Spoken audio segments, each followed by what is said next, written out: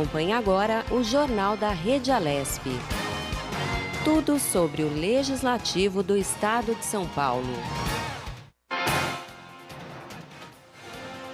Olá, bom dia! Hoje é quinta-feira, dia 9 de julho de 2020. Eu sou a Priscila Silvério. E eu sou Júlia Stanzioni e o Jornal da Rede Alesp começa agora. Jornal da Rede Alesp. Bom dia, Júlia. Bom dia, Priscila. Tudo em ordem? Tudo em ordem. Percebi que tem bastante trânsito hoje, né? Não sei se você reparou. Também peguei bastante trânsito vindo aqui para a Assembleia Legislativa de São Paulo. Não sei se mudança de tempo, choveu um pouquinho à noite em alguns lugares, aí já vai atrapalhando. Mas tem muito mais gente na rua, Priscila. É verdade. Né? Vida que segue. Vida que segue. Então, um bom dia para você. Acompanhe o Jornal da Rede Alesp até às 2h30 da tarde.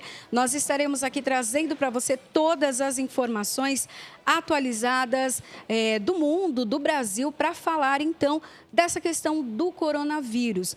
Você que fica ligadinho aqui com a gente vai saber tudo o que acontece sobre a pandemia e também o que acontece aqui no Parlamento Paulista, porque aqui não para, né? Não para mesmo, Priscila. Até às 2h30 da tarde, especialistas sobre a pandemia e também sobre os setores que estão sendo complicados aí, né? Todos os setores afetados, né? Essa é a palavra, afetados nesse momento. Também vamos ouvir tudo o que acontece aqui no Parlamento Paulista, repercutindo todas as falas dos deputados hoje aqui no Jornal da Rede Alesp.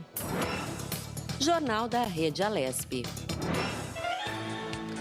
Hoje, dia 9 de julho, dia da Revolução Constitucionalista de 1932. É comemorado anualmente na capital paulista. E esse 9 de julho é conhecido também pelo Dia do Soldado Constitucionalista. Essa data é uma homenagem ao movimento contra a ditadura de Getúlio Vargas, realizado em 1932 pelos paulistas. E é também o nome aqui da sede da Assembleia Legislativa de São Paulo, Palácio 9 de Julho. Pois é, e aqui na frente até da Assembleia Legislativa nós temos um monumento, né, ao 9 de julho, que é muito bonito. A gente relembra sempre, quando chega aqui ao Palácio 9 de julho, a Alesp, sobre esse dia tão importante para a história do Estado de São Paulo e para a cidade de São Paulo, né? Exatamente. Lembrando também que deveria ser aqui no estado, né, um feriado. Teríamos um feriado. Porém, esse feriado já foi antecipado naqueles dias, né, o feriadão, como foi chamado, inclusive com a votação aqui na Assembleia Legislativa, aprovação para que ele fosse antecipado. Então, gente, aula normal, trabalho normal, vida normal. E a gente está vendo agora as imagens do que normalmente acontece no dia 9 de julho, que é essa homenagem aos heróis da Revolução de 1932. Mas a gente relembra, então, aqui no Jornal da Rede Alesp, começando hoje com essa homenagem à Revolução de 32. Priscila.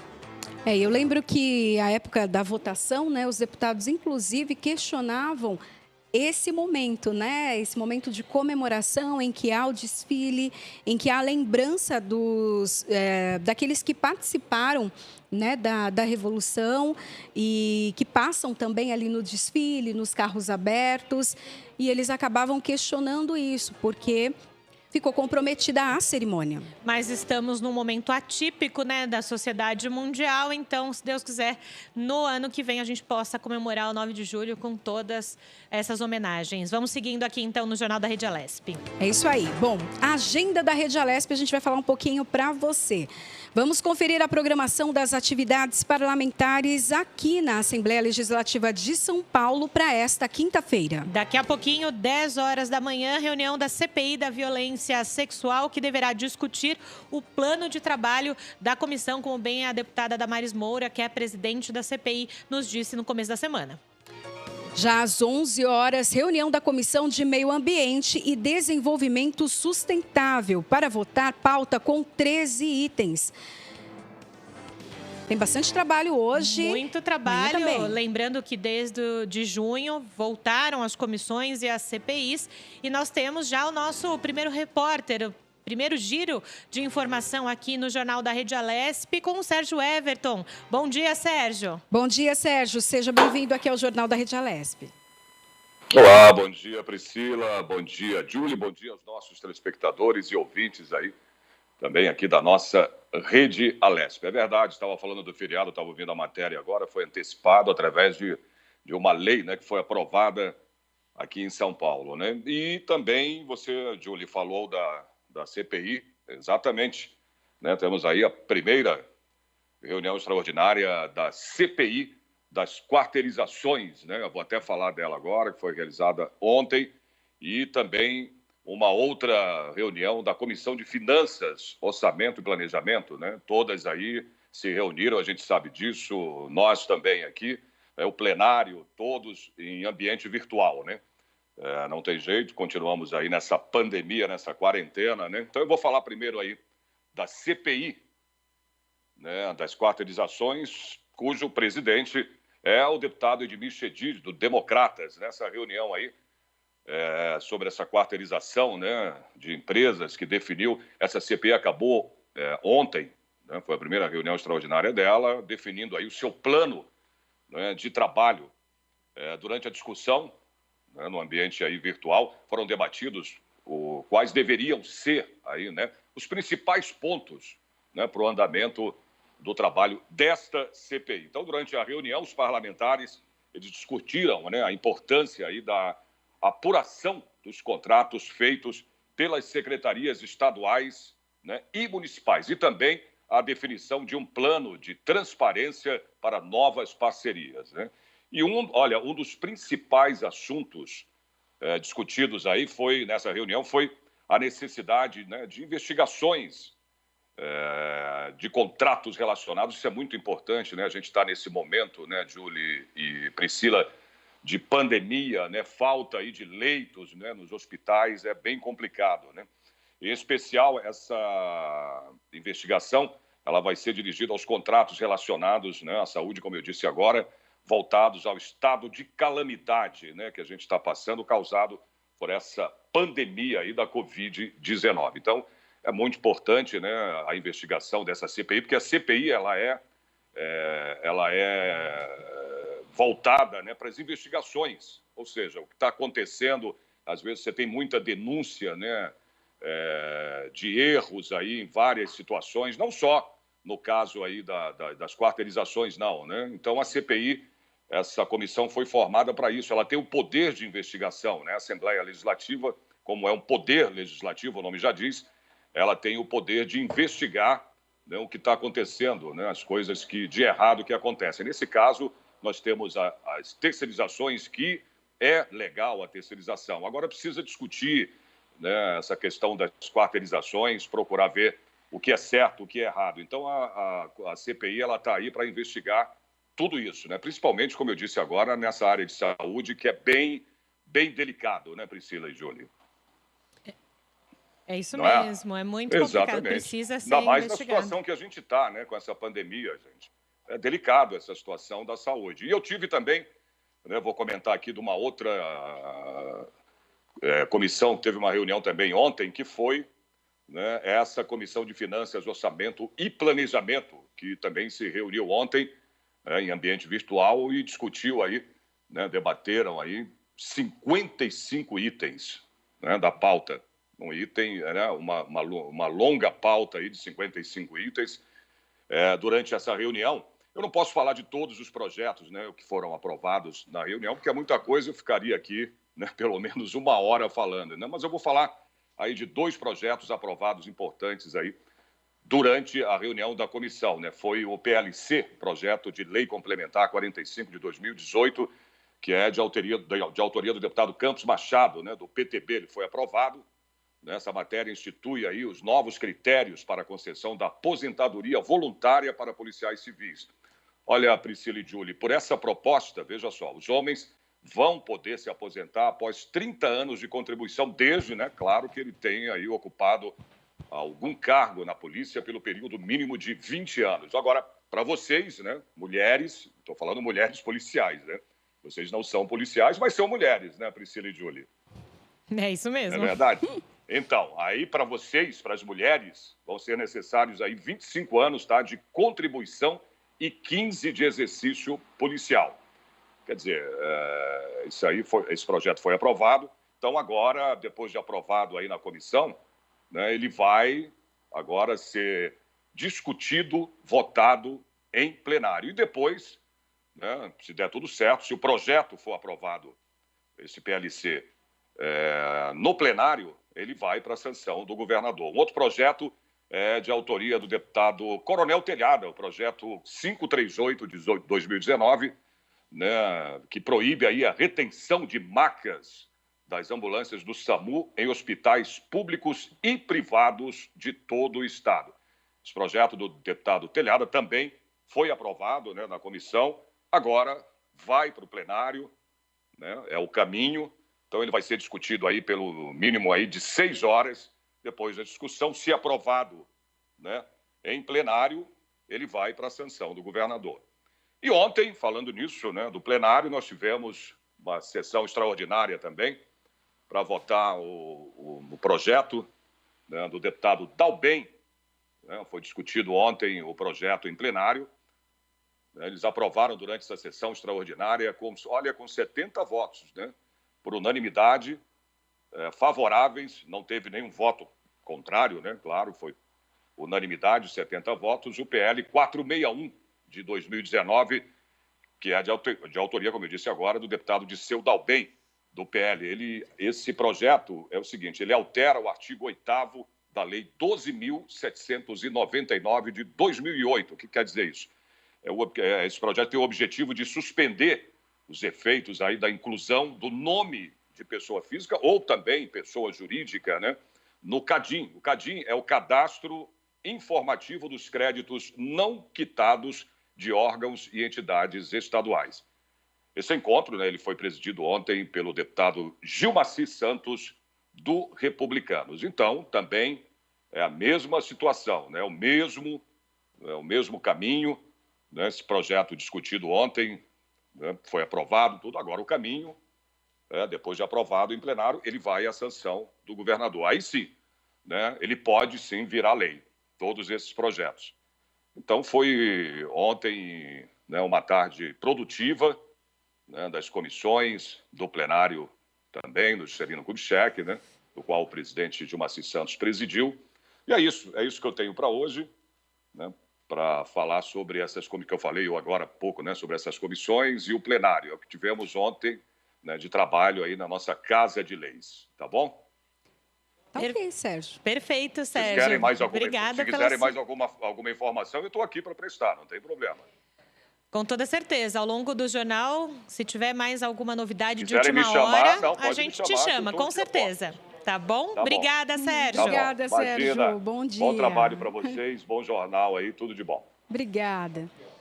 E esse projeto, inclusive, né, que foi votado ontem e aprovado, ele é muito importante, porque a gente sabe que a parte econômica, então, a área econômica do país está bem complicada, tanto para a pessoa física quanto jurídica. E quando se coloca, então, o nome né, ou em restrição, ou um nome que pode prejudicar, acaba tirando também a possibilidade de crédito, né? Coloca a empresa em risco ou a pessoa em risco, né? E o crédito, ele acaba sendo comprometido. Então, realmente um projeto que agora vamos ver se o governador vai aprovar. É isso aí. Seguindo, então, no Jornal da Rede Alesp, Pri. Vamos lá. Para reforçar o custeio operacional do Instituto de Câncer, Dr. Arnaldo Vieira de Carvalho, importante centro de tratamento e combate ao câncer, situado na região central da capital paulista, o deputado Ataíde Teruel, do Podemos, destinou recursos no vale de R$200 mil. O Instituto atende, em média, 7.000 pacientes ao mês e realiza por dia cerca de 300 cirurgias, 300 radioterapias e 120 quimioterapias. Conta com uma equipe de 620 profissionais e 75 leitos exclusivos para atendimento ao SUS, o Sistema Único de Saúde, não atendendo convênios privados. Segundo o diretor-geral do Instituto, Dr. Pascoal Marracini, as emendas têm sido um ponto de equilíbrio para o Instituto, como forma de suplementação à baixa remuneração do SUS, cuja tabela está totalmente defasada. O Instituto de Câncer, Dr. Arnaldo, é classificado pelo Ministério da Saúde como referência máxima em oncologia e coordena 4 unidades avançadas na Grande São Paulo e também na Baixada Santista. Durante visita ao Instituto, Ataíde Teruel constatou que as demandas tanto de seu presidente, o senhor Antônio Martins da Silva Neto, quanto do diretor-geral, relacionadas à manutenção das atividades do hospital são procedentes. A instituição, que é a mais antiga no tratamento de câncer no Brasil, tem toda a sua receita advinda exclusivamente da remuneração do SUS. E as indicações de emendas parlamentares são fundamentais para o Instituto continuar atendendo seus pacientes com a qualidade requerida. E a emenda número 2019-189-010-0 SANI 9346 foi publicada no Diário Oficial do Estado em 13 de junho e os recursos já foram encaminhados para a entidade. O Jornal da Rede Alesp conversa agora com a deputada Letícia Aguiar, do PSL. Ela nos fala sobre o projeto de lei 325 de 2020, que obriga o Poder Executivo a criar o Programa de Acolhimento e Atendimento às pessoas diagnosticadas com transtorno do déficit de atenção, TDAH. Bom dia, deputada. Seja bem-vinda ao Jornal da Rede Alesp. Bom dia. Bom dia a todos da Rede Alesp. Obrigada aqui pelo convite para a gente falar sobre esse importante projeto que o poder público precisa olhar por essas pessoas. E é por isso que nós apresentamos esse projeto. Deputada, eu queria que a senhora explicasse então um pouquinho para nós sobre o projeto, as características dele e de que forma então pode ajudar essas pessoas. Bom, o objetivo do projeto é justamente dar acolhimento social, atendimento na área da saúde, acompanhamento na área de educação para as pessoas diagnosticadas com TDAH, que é o transtorno de déficit de atenção. Hoje, na idade pré-escolar, 10% das crianças apresentam algum sintoma de TDAH, né? Já na idade escolar, esse índice varia entre 4% e 5%, o que pode comprometer bastante, né, o desenvolvimento do aluno em sala de aula. Por isso, nós apresentamos o projeto para que haja esse acompanhamento. Agora, deputada, com relação ao acompanhamento dessas crianças, também com o acompanhamento dos familiares dessas crianças que são diagnosticadas com TDAH, tem alguma política pública nesse sentido? Olha, o programa, ele tem que fazer, o programa chama Programa Preste Atenção, que é justamente o poder público prestar atenção a essas pessoas, a essa rede de pessoas que existe e que o poder público está ignorando, né? E não dá para ignorar milhares de famílias que passam por essa realidade, que têm essa dificuldade, que têm a necessidade e se esforçam muito para proporcionar para os seus filhos, né, uma educação de qualidade dentro que atenda, né, os problemas relacionados ao transtorno de déficit de atenção. Então, esse acompanhamento ofertado pelo poder público, ele é fundamental, né? E o nosso projeto, ele versa e estabelece que o Estado crie uma rede de atendimento específica para a saúde dessas pessoas diagnosticadas com TDAH, para que elas sejam atendidas de maneira prioritária e que também tenham acesso a medicamentos, né? Nós temos diversos relatos de famílias que têm dificuldade, né, do tratamento, às vezes também acontece muito de tratamentos serem paralisados. Por quê? Porque não existe uma rede de atendimento para oferecer, para cuidar dessas pessoas que têm o transtorno de déficit de atenção. Então, nossa preocupação, o projeto que nós apresentamos, o projeto 325 de 2020, Programa Preste Atenção, é justamente para que essa modalidade de educação ela possa ser um grande diferencial para essas famílias que têm pessoas com déficit de atenção em suas casas, em seus lares. Então, que o poder público não ignore, né, essa realidade e que dê toda a estrutura, né, seja na área educacional, na área de saúde, no atendimento médico, no atendimento e na entrega de medicamentos, que é muito importante ressaltar e destacar essa parte, para que a realidade dessas famílias seja menos difícil, né? Agora, especialmente também que nós estamos num momento aí de calamidade pública, que não existe mais as aulas presenciais, esses pais, essas mães estão com uma dificuldade enorme, né, de cuidar de seus filhos também e de prestar uma educação no ambiente residencial por conta desse transtorno que seus filhos têm. Então, é importante que o poder público olhe para essas pessoas de uma maneira diferente, de uma maneira especial, como merecem ser vistas. Deputada, há uma dificuldade muito grande no diagnóstico, né, do TDAH.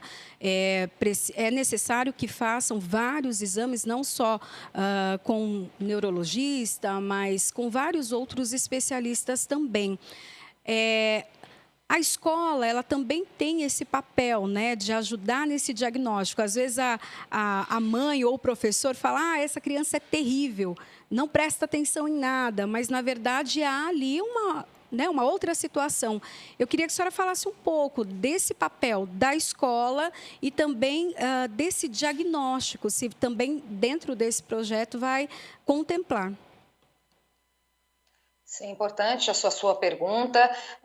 No nosso projeto, isso também é citado, a importância da formação e da capacitação dos professores para que eles possam, né, como você mesmo disse, às vezes ver uma criança que não presta atenção, uma criança que não tem foco, ou que ela perde o foco muito rápido e às vezes acha que é uma criança bagunceira ou que é uma criança que não tem interesse na aula, mas na verdade ela pode ter algum sintoma do TDAH. Então é importante que os professores passem por essa formação, por essa capacitação, para que eles possam também identificar. Às vezes o professor pode identificar antes mesmo da família, né? E prestar esse relacionamento junto à família para que possa identificar no aluno se ele tem algum sintoma e aí sim fazer um tratamento médico o quanto antes, né? O quanto a gente puder fazer esse atendimento precoce, melhor para que o desenvolvimento do aluno ao longo dos anos. E isso está no nosso programa, né? Seria também uma parceria entre Secretaria Estadual de Ensino, Secretaria Estadual de Saúde, a rede pública de ensino, né, oferta esses professores auxiliares para também atender as salas de aula que possuem alunos identificados, diagnosticados com TDAH e também um ambiente separado para a realização das provas. É necessário fazer isso. Aí, às vezes, muita gente fala assim, poxa, deputada, você está falando de algo para fazer esse trabalho, mas às vezes tem escola aí que não tem nem lousa, mas assim, são coisas distintas, né? Uma coisa é uma coisa, outra coisa é outra coisa. Mesmo que tenham escolas que não tenham estrutura adequada, e isso também nós cobramos, porque a gente quer que o professor tenha um ambiente saudável, positivo para ele poder fazer e realizar suas aulas, mas também a gente não pode esquecer do acolhimento a esses alunos, né? Que é uma realidade, né? Nós já temos um número um tanto quanto relevante para que o poder público não ignore mais essas pessoas. Então, essa parceria, Secretaria Estadual de Educação, Secretaria Estadual de Saúde, né, a rede pública de ensino, oferecendo professores auxiliares, também fazendo aprimoramento, formação e capacitação dos professores para atender, né, esses alunos que têm esse transtorno diagnosticado. E o poder público, mais uma vez, mostrando que é inclusivo, que presta acolhimento a esses alunos. Então, o nosso trabalho, eu, enquanto deputada, é trabalhar por todos, né? E a gente não pode esquecer das famílias que têm pessoas com transtorno de déficit de atenção. E, deputada, como é que vai funcionar, então, o modo operacional, né, do programa Preste Atenção? Uma vez identificada que aquela criança tem esse transtorno, a escola vai conversar com a família, como ele vai ser direcionado ao programa, quem vai acompanhá-lo, por quanto tempo, tem um tempo pré-determinado ou não, vai ser até ele concluir a escolaridade? Como é que vai funcionar nesse aspecto? O objetivo é que ele passe por todos os estágios, né, do indivíduo, desde da identificação do transtorno, né, do laudo médico, até a identificação da enfermidade de fato, né, e até o final da sua vida profissional, né, que o poder público possa fazer todo esse acompanhamento, como eu disse, em parceria, em conjunto com a Secretaria Estadual de Saúde e a Secretaria Estadual de Educação. E, deputada, nós estamos falando da questão educacional dessas crianças que precisam de uma atenção, principalmente quando estão em sala de aula, no ambiente escolar diferenciado, um olhar diferenciado para essas crianças e adolescentes. E a senhora tocou num ponto na sua resposta anterior com relação, nesse momento que a gente vive, de aulas remotas, né? Também para as crianças que têm esse déficit, precisa ser diferenciado. Então, pode ser algo para o pós-pandemia que fique, né, de importante também. Sem dúvida. Concordo com você. É importante esse projeto, né, que ele, inclusive, possa abranger essas aulas virtuais, né? Essas aulas, existe um caminho, né? Eu acho que falta boa vontade, falta a Secretaria Estadual de Saúde entender que sim, esse é um aspecto de saúde das pessoas. A Secretaria de Educação entender que ela precisa ser mais inclusiva, que o poder público precisa dar voz e prestar atenção nesses alunos que existem em sala de aula. E que, às vezes, né, o próprio professor, não é? Às vezes, má vontade do professor, às vezes o professor ele não tem a capacitação adequada para identificar um aluno com transtornos de déficit de atenção. Então, se nós começarmos a olhar para essas pessoas de maneira especial, de maneira que o poder público possa ofertar e oferecer a essas famílias acesso à medicação, a uma rede de atendimento multidisciplinar, que é importantíssimo para essas pessoas, e o atendimento precoce, né, que a gente possa iniciar isso o quanto antes, já na idade pré-escolar, justamente para que a gente possa auxiliar, ajudar no desenvolvimento desses alunos, dessas crianças, para que eles sejam jovens e adultos o mais saudáveis possíveis, né? Porque isso, eu falo sempre que gasto com educação não é gasto, é investimento, né? Então, o poder público precisa investir nesses alunos, nessas pessoas também, que merecem e precisam da nossa atenção. Deputada, esse programa ele tem uma idade para contemplar, a senhora comentou até a fase do trabalho, mas aí chega então a adolescência e lembrando, né, que é muito importante já esse tratamento, como a senhora disse, de uma maneira precoce, porque às vezes a gente encontra jovens ou adultos, né, que têm o transtorno, nunca foram diagnosticados e hoje sofrem, né, quando entram no mercado de trabalho ou até na sua vida pessoal, não conseguem avançar nos estudos ou avançar na profissão por conta de uma limitação que poderia ter sido resolvida ali com psicopedagogia, com a medicação. Perfeitamente. Isso é uma realidade de muitos brasileiros, de muitos paulistas, né? Pessoas já adultas que levam a sua vida dentro da normalidade, mas muitas pessoas, isso a gente até identifica no nosso próprio ambiente de trabalho, né? Uma pessoa que não consegue ficar focada, concentrada muito tempo em uma coisa, ou não tem um raciocínio tão rápido. Então, pessoas adultas que depois de muito tempo identificaram que tem um transtorno de déficit de atenção, mas que se tivesse sido feito anteriormente, desde o início, se tivesse sido lá atrás, se o poder público tivesse, né, essa rede de atendimento multidisciplinar, certamente seriam adultos mais saudáveis e certamente profissionais ainda melhores. Então, a nossa busca é justamente por isso, para que a gente possa fazer esse acompanhamento desde muito cedo, possa identificar desde muito cedo, justamente para evitar, né, que se tornem adultos com o transtorno, ou que a gente possa minimizar os sintomas, os impactos do transtorno de déficit de atenção na vida dessas pessoas e nas famílias também, porque isso envolve as famílias, os pais, as mães, que têm um grande desafio em cuidar dos seus filhos que têm esse transtorno. Então, certamente isso que você falou é importantíssimo que a gente comece o quanto antes, né, identificar desde muito cedo, já na idade pré-escolar, para que a gente possa auxiliar essas famílias em como lidar, né, com seus filhos, né, e também fazer todo o atendimento, prestar todo o atendimento médico e o atendimento educacional para que a gente possa transformar e deixar essas pessoas melhores aí para a nossa sociedade. E, deputada, né, o programa tem um nome bem peculiar, né? Preste atenção, a senhora já explicou o porquê do nome do programa, mas no momento em que a gente está vivendo, significa também olhar com cuidado para o outro, né? Olhar para o outro com uma sensibilidade maior. E é isso que a senhora, enquanto deputada, está fazendo. Olhar para a sociedade de um modo diferenciado, olhar para aquelas pessoas que talvez em outro momento não teriam voz, né? Então, esse olhar para o outro, nesse momento, ainda fica muito mais latente, né?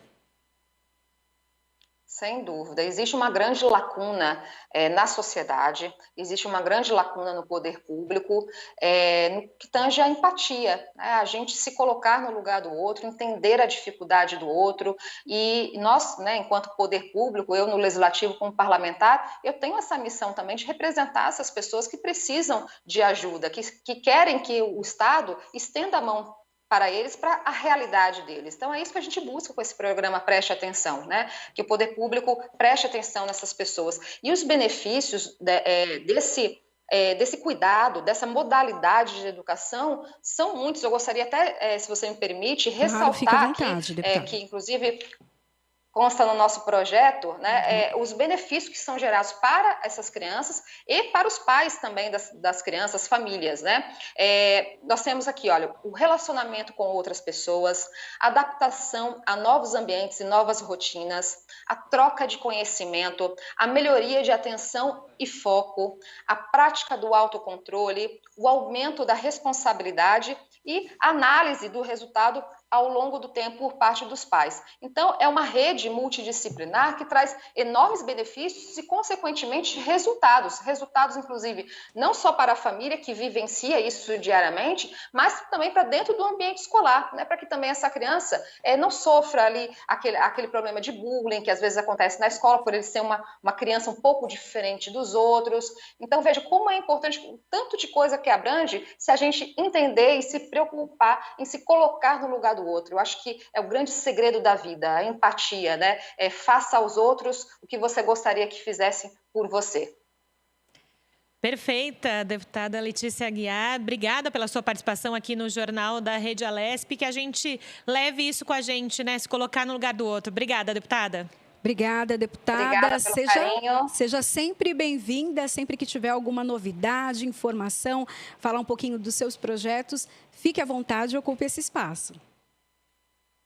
Muito obrigada, um beijo a vocês, no coração, Deus abençoe. Amém, obrigada, um bom dia.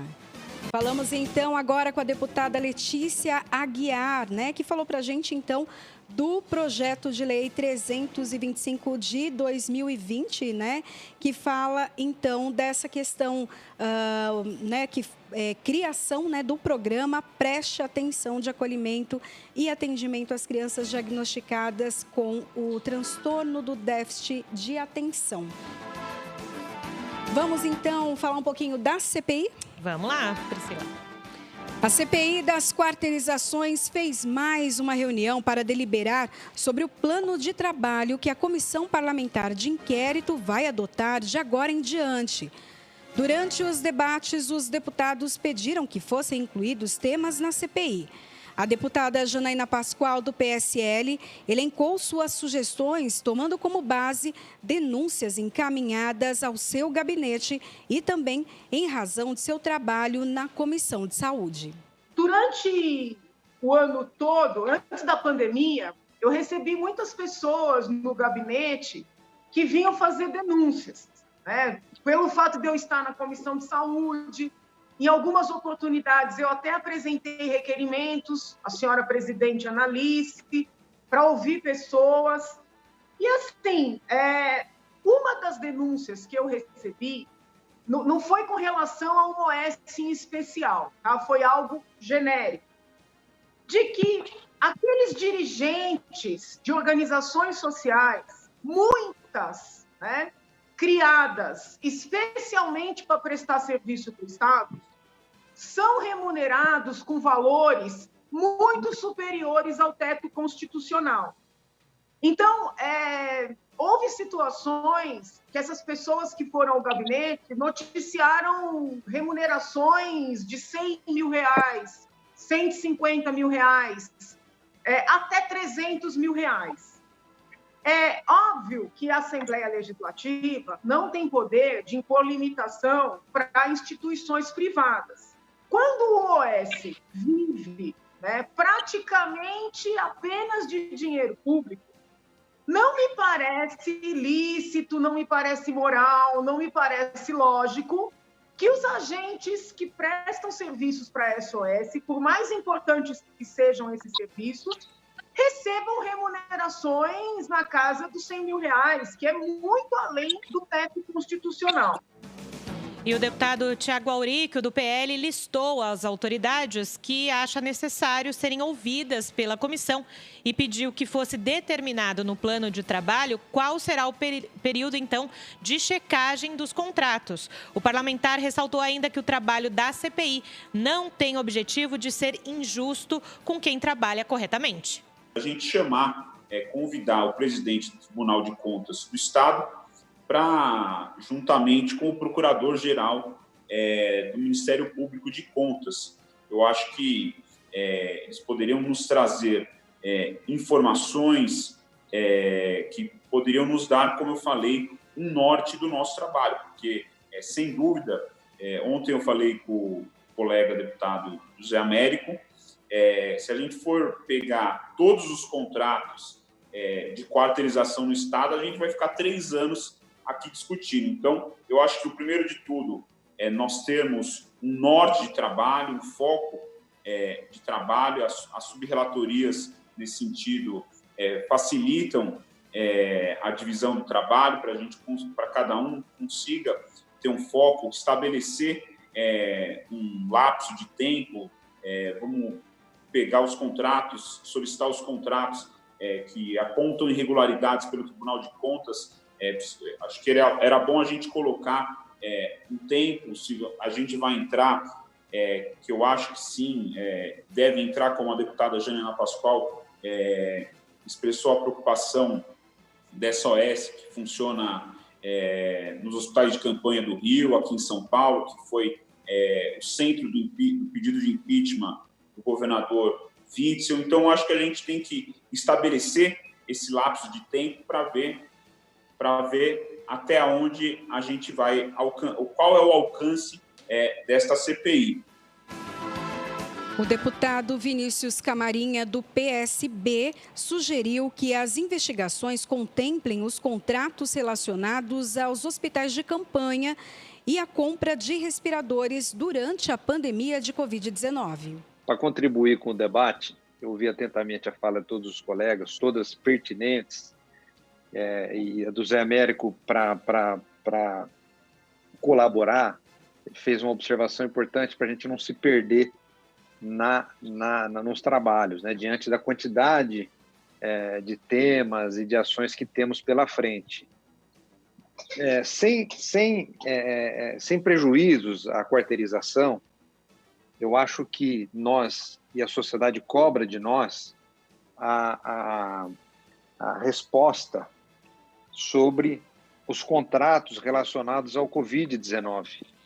Isso é um tema que está em tela, a grande imprensa tem cobrado, a população tem nos questionado, cada um na sua região, cada um na sua forma de contato com a população, e eu acho que nós temos que ter um viés dentro do objeto da CPI, que claro que quando a gente fala na relação do Covid com o terceiro setor foi por esse mecanismo, ou pela terceirização, quarteirização, isso a gente precisa apurar, mas eu acho que vale muito a pena nós separarmos o joio do trigo em relação às ações do Covid-19, até para que as pessoas que trabalharam corretamente não sejam manchadas, às vezes, por alguma ação que não foi devidamente justificada.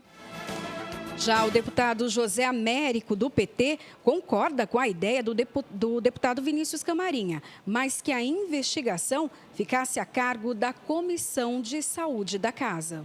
Eu acho que a gente precisa tomar cuidado, por exemplo, a investigação dos respiradores. Eu tenho a maior vontade de investigar os respiradores, mas eu acho que talvez a gente devesse levar para a Comissão da Saúde ou para a Comissão Especial das OS, lá da Comissão de Saúde, e investigar lá. Porque aqui é a quarteirização, né? Se nós não tivermos sinais de quarteirização, eu acho que é difícil a gente começar a investigar, começar a ir atrás das coisas quando não se trata de quarteirização. No caso da Iabas, eu acho que tudo bem, porque lá tem problema de quarteirização. Mas eu acho que no caso dos respiradores, por mais que eu tenha vontade de investigar, eu acho que não afeta a nossa comissão. O presidente da CPI das quarteirizações, o deputado Edmir Chedid, do Democratas, sugeriu 4 sub-relatorias para ajudar, então, na conclusão dos trabalhos. Na reunião anterior, o parlamentar havia escolhido o deputado Thiago Auríquio como relator, mas apontou a necessidade de sub-relatoria pelo volume de trabalho. A escolha de uma das 4 sub-relatorias será de maneira voluntária para os parlamentares membros dessa comissão. Uma subrelatoria na Secretaria, sobre a Secretaria de Saúde. Ou a segunda seria outras secretarias, todas elas que tiverem quarteirização. A terceira, ajustes firmados em razão do Covid-19. E a quarta, transparência nos ajustes do poder público com o terceiro setor. A ideia seria... As 3 subrelatorias focam nas quarteirizações e também na transparência, é claro, mas nós teríamos uma subrelatoria para discutir com todos nós a transparência desses ajustes. Como é que vai se dar o item transparência em todos os contratos que o governo vier a firmar depois de uma nova legislação. Vamos interromper o Jornal da Rede Alesp para dar início à transmissão da reunião da CPI da violência sexual, que deverá discutir o plano de trabalho da comissão. Você continua assistindo ao Jornal da Rede Alesp pelo nosso canal no YouTube. E o plano, continuando então, o plano de trabalho e a sub-relatoria serão votados na reunião que está prevista para acontecer, então, na próxima quarta-feira, às 10 horas da manhã. E a gente segue aqui no Jornal da Rede Alesp, falando então sobre mais comissões aqui na casa, no Palácio 9 de Julho, né, Priscila? É isso mesmo. Parlamentares da Comissão de Finanças, Orçamento e Planejamento se reuniram em ambiente virtual para votar a pauta com 55 itens. Durante a reunião, o projeto de lei complementar 45 de 2018, de autoria do deputado Campos Machado, do PTB, foi aprovado. A matéria institui novos critérios para a concessão de aposentadoria voluntária para policiais civis. Pela proposta, homens vão poder se aposentar após 30 anos de contribuição, desde que tenham ocupado algum cargo na polícia pelo período de, no mínimo, 20 anos. Já para as mulheres, vão ser necessários 25 anos de contribuição e 15 de exercício policial. O relator do PLC, Ricardo Melão, do Partido Novo, votou contrário à iniciativa, mas o parecer foi rejeitado pelos deputados. Entendo e compreendo a luta do deputado Campos Machado em prol da Polícia Civil, mas as razões técnicas que me levaram a fazer um parecer contrário a esse projeto são as seguintes, só para mencionar aqui. Primeiro, quando o deputado Campos propôs esse projeto, a ideia dele era justamente atender uma lacuna que existia da contribuição mínima que não tinha para os policiais civis, né? Então, ele propõe no projeto aí uma contribuição mínima de 30 anos, né, para poder ter aposentadoria para os homens que seguem a carreira na Polícia Civil, com 20 anos do cargo de polícia. Ele propõe aí 25 anos de contribuição mínima, pelo menos 15 anos da polícia para as mulheres, né?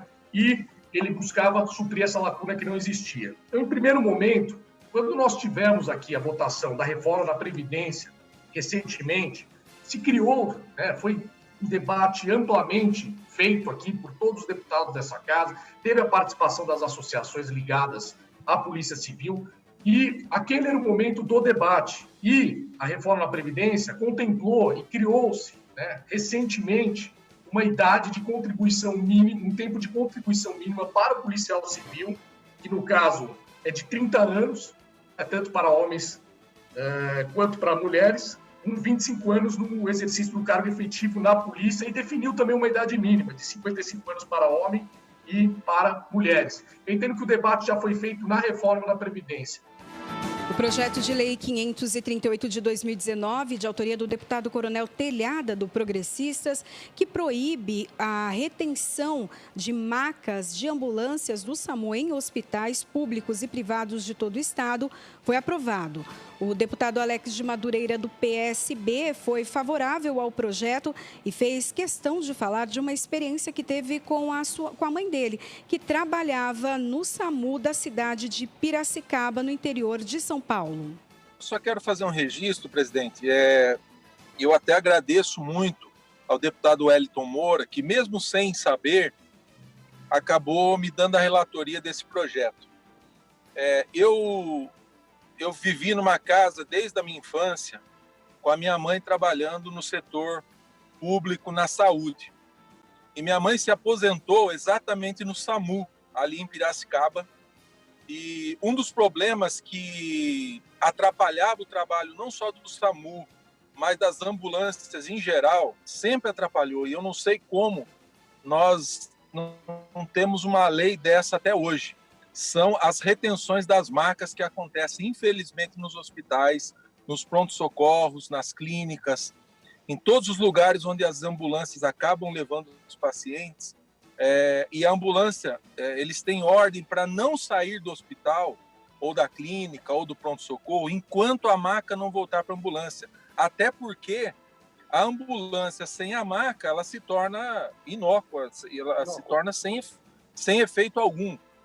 Eles não podem pegar um outro paciente se não tiver a maca, né? E às vezes não é algo que aconteça por uma maldade de alguém do hospital ou da clínica, é por falta de maca mesmo. A maca às vezes entra um paciente grave no hospital, acaba não conseguindo sair de forma rápida e a ambulância fica retida no hospital ou no pronto-socorro, onde for, por conta disso. Então, eu não poderia deixar de ser favorável a esse projeto e também não poderia deixar de fazer esse registro aqui hoje de algo que eu vi a minha mãe sempre reclamar que sofria no SAMU ali em Piracicaba.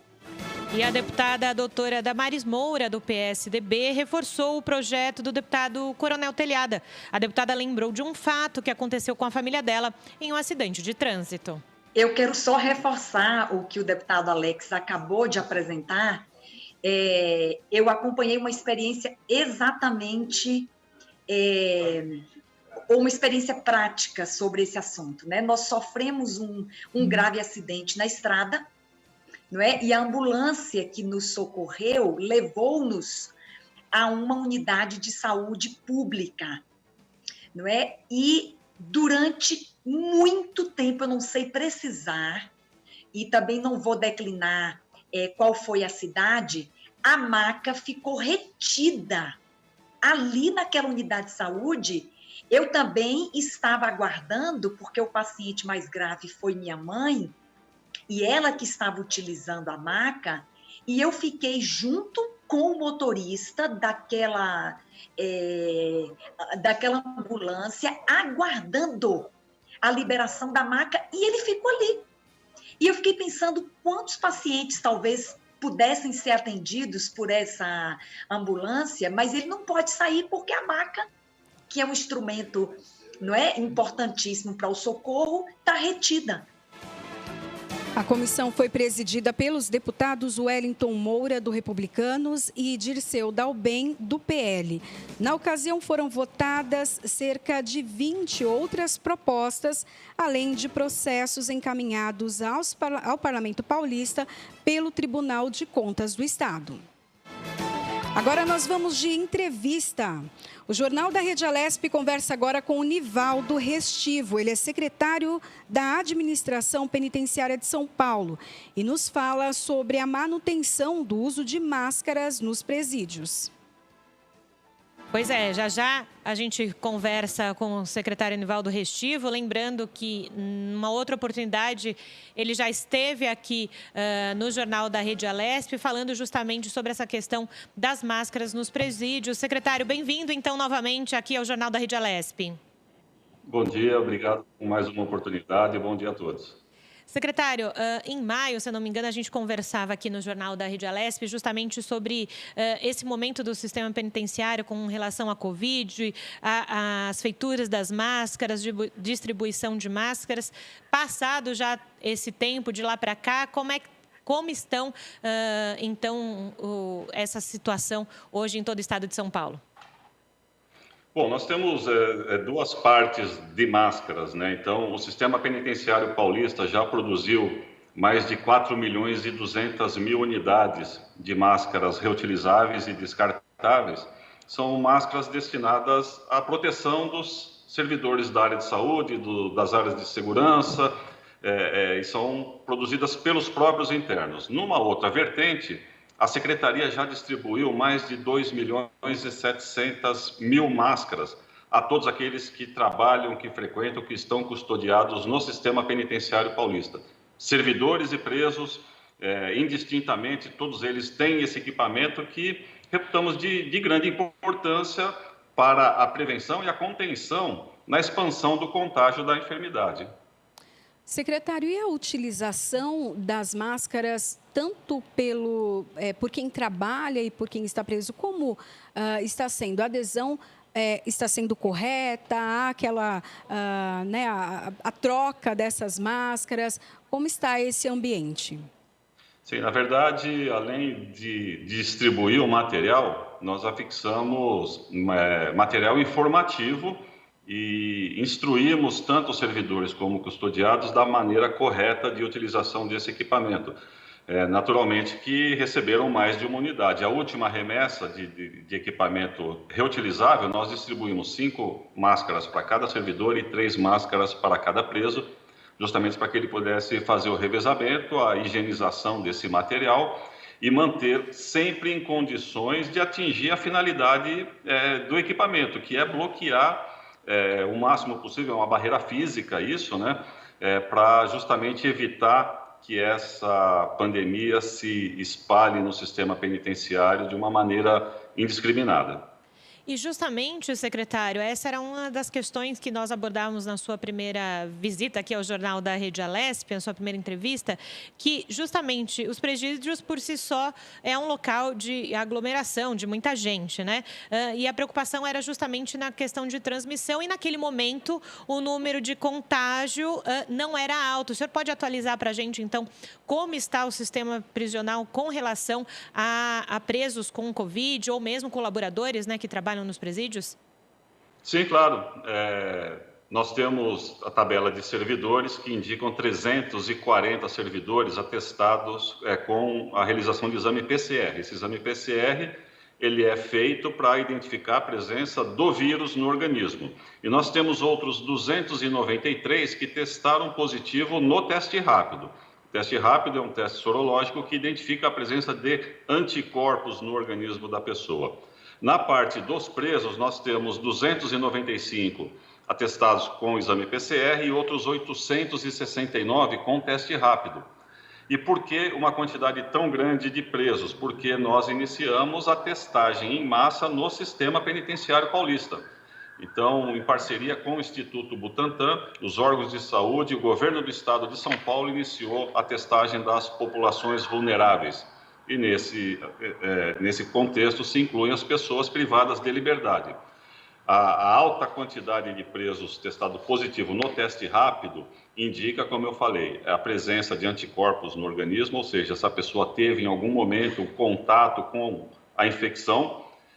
Nenhum deles apresenta sintomas, ou seja, todos assintomáticos, e em contato com o professor Dimas Covas, que é o presidente, o diretor do Instituto Butantan responsável pela testagem, ele tranquilizou dizendo, olha, a parte boa é que a sua população prisional está se imunizando. Então, o primeiro teste que nós fizemos em Sorocaba deu um número elevado, nós estamos agora em outros dois presídios, em Hortolândia e em Osasco, mas, repito, todos de maneira assintomática e o que comprova que as medidas adotadas têm surtido efeito é a taxa de mortalidade. Enquanto a população tem uma taxa de mortalidade em torno de 5%, no sistema penitenciário, nosso servidor, a taxa é de 2,9% E do preso é mais baixa ainda, o preso tem uma taxa de 1,27. Então, a gente conclui que é 4 vezes menor do que a taxa de mortalidade da população em geral no estado de São Paulo. Secretário, tem alguma unidade que inspira mais preocupações e precisa de alguma medida? As medidas elas foram implementadas em todas as unidades, indistintamente, né? São medidas restritivas de contato com o público externo, restringimos assistências internas, mas a gente tem algumas unidades que demandam uma atenção especial. E a primeira delas foi justamente Sorocaba, a Penitenciária 2 de Sorocaba, onde nós registramos o primeiro caso de infecção no sistema e a primeira morte. E por isso mesmo, os órgãos de saúde definiram que Sorocaba seria a primeira unidade a ser testada. Na sequência, Hortolândia, nós tivemos alguns casos. Então, elas estão merecendo uma atenção especial, mas as medidas de enfrentamento, elas valem para todo o sistema penitenciário paulista. Agora, secretária, até pelo número das taxas de mortalidade que o senhor falou, a gente vê que realmente estão sendo efetivas todos esses cuidados desde o início da pandemia. Porém, quando algum preso é diagnosticado com a Covid-19, qual é o procedimento? Ele é isolado em algum local no presídio? Como é que funciona também o entorno, né? E também quem dividia a cela com ele? Absolutamente todos que apresentam sintomas, mesmo que não tenham a comprovação laboratorial, eles são isolados. Nós temos um plano de contingência que faz uma prospecção de cenários e, em razão do cenário, a medida a ser adotada. Então, se a gente tem um preso com sintoma ou constatado laboratorialmente que ele tem a enfermidade, ele vai ser isolado na unidade de atendimento médico da própria unidade. As unidades prisionais comportam uma enfermaria para atendimento básico, e eles são isolados nessa unidade. Nós temos inúmeros casos de presos que se recuperaram com o tratamento na própria unidade prisional. Alguns casos que exigem que a gente constata o agravamento do quadro de saúde, essas pessoas são removidas à unidade básica de saúde da região. Nós tivemos já, infelizmente, 19 mortes de servidores que atuam no sistema penitenciário e 15 presos perderam a vida decorrente dessa pandemia.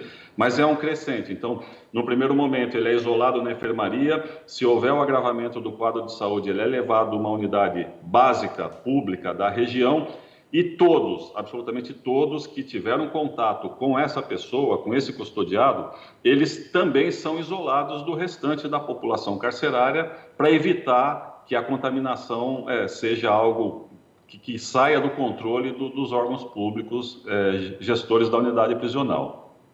Secretário, além da utilização de máscaras e até esse isolamento que o senhor comentou agora, caso haja, então, o diagnóstico de Covid-19, quais as outras medidas que o sistema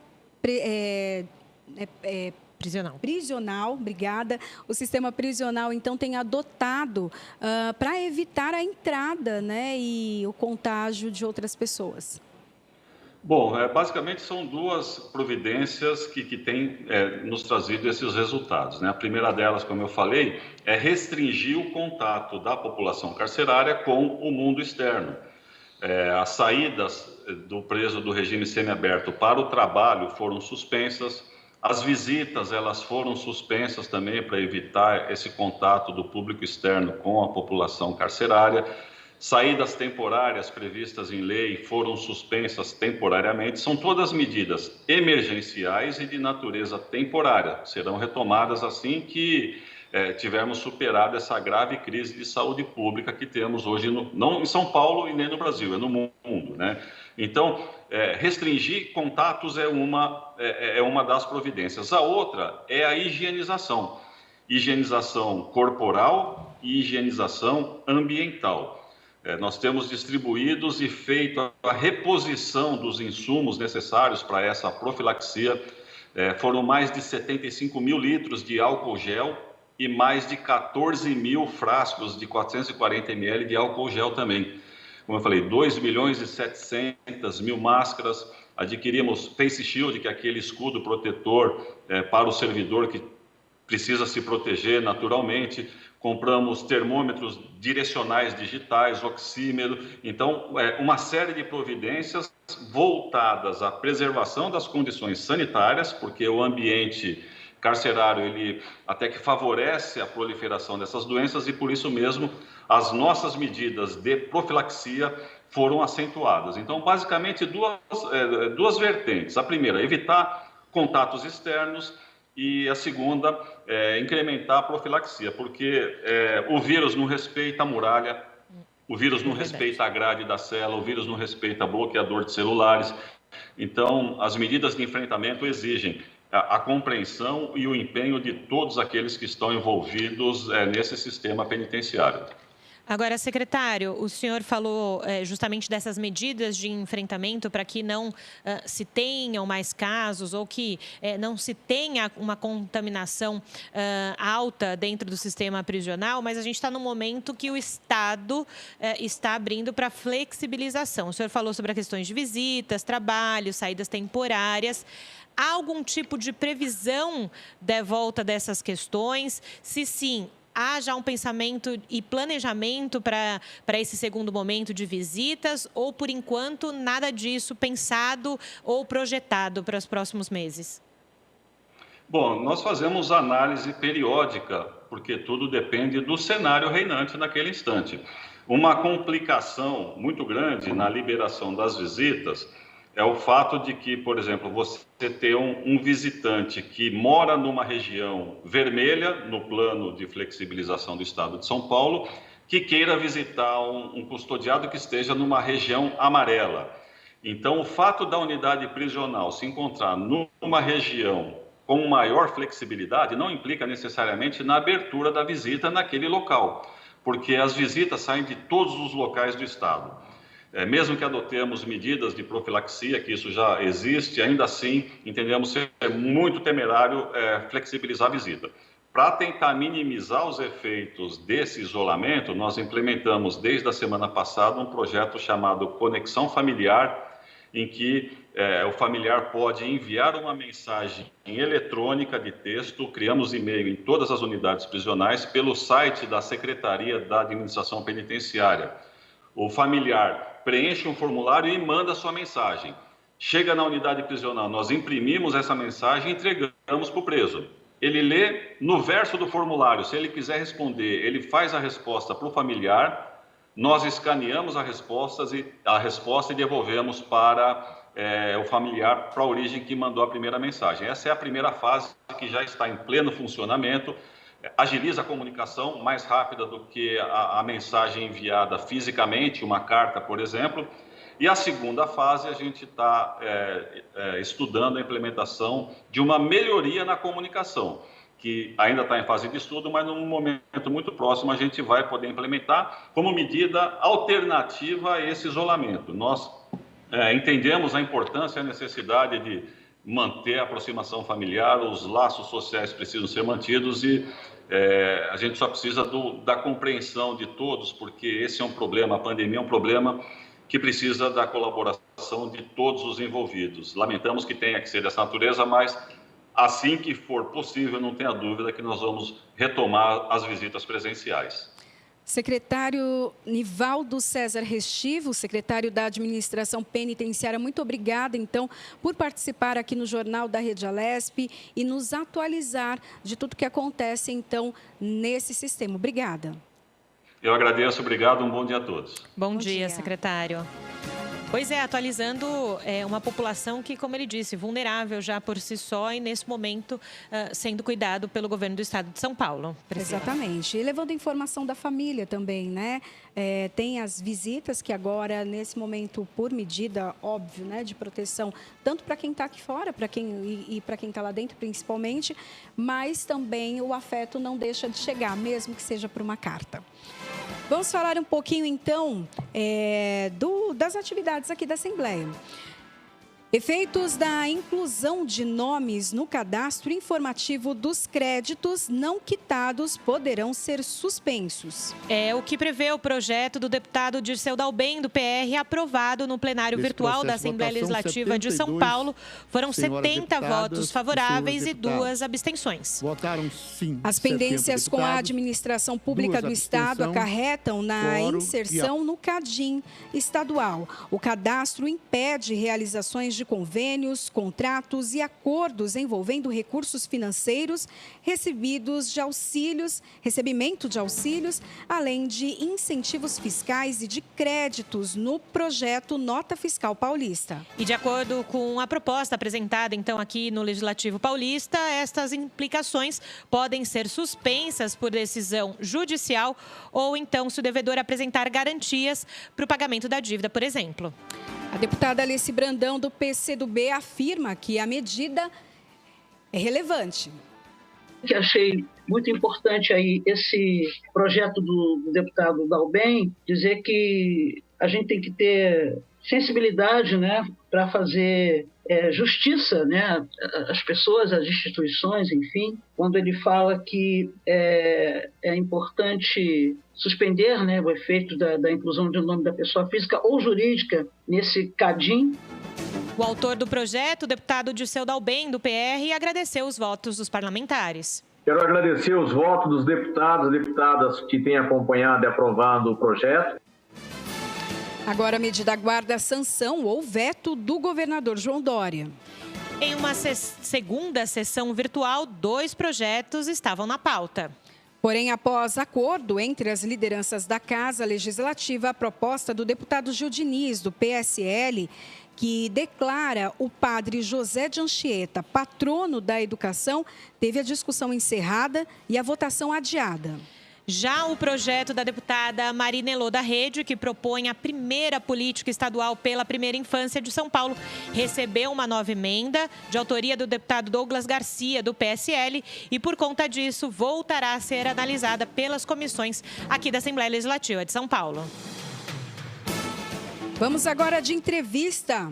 O Jornal da Rede Alesp conversa agora com o advogado Rodrigo Amaral, especialista em direito educacional. Ele nos fala sobre o plano de retomada das aulas no estado de São Paulo. Bom dia, doutor Rodrigo. Bem-vindo ao Jornal da Rede Alesp. Bom dia a todos. É um prazer poder participar com vocês desse encontro. Eu queria que o senhor falasse um pouquinho, então, né, dessa retomada.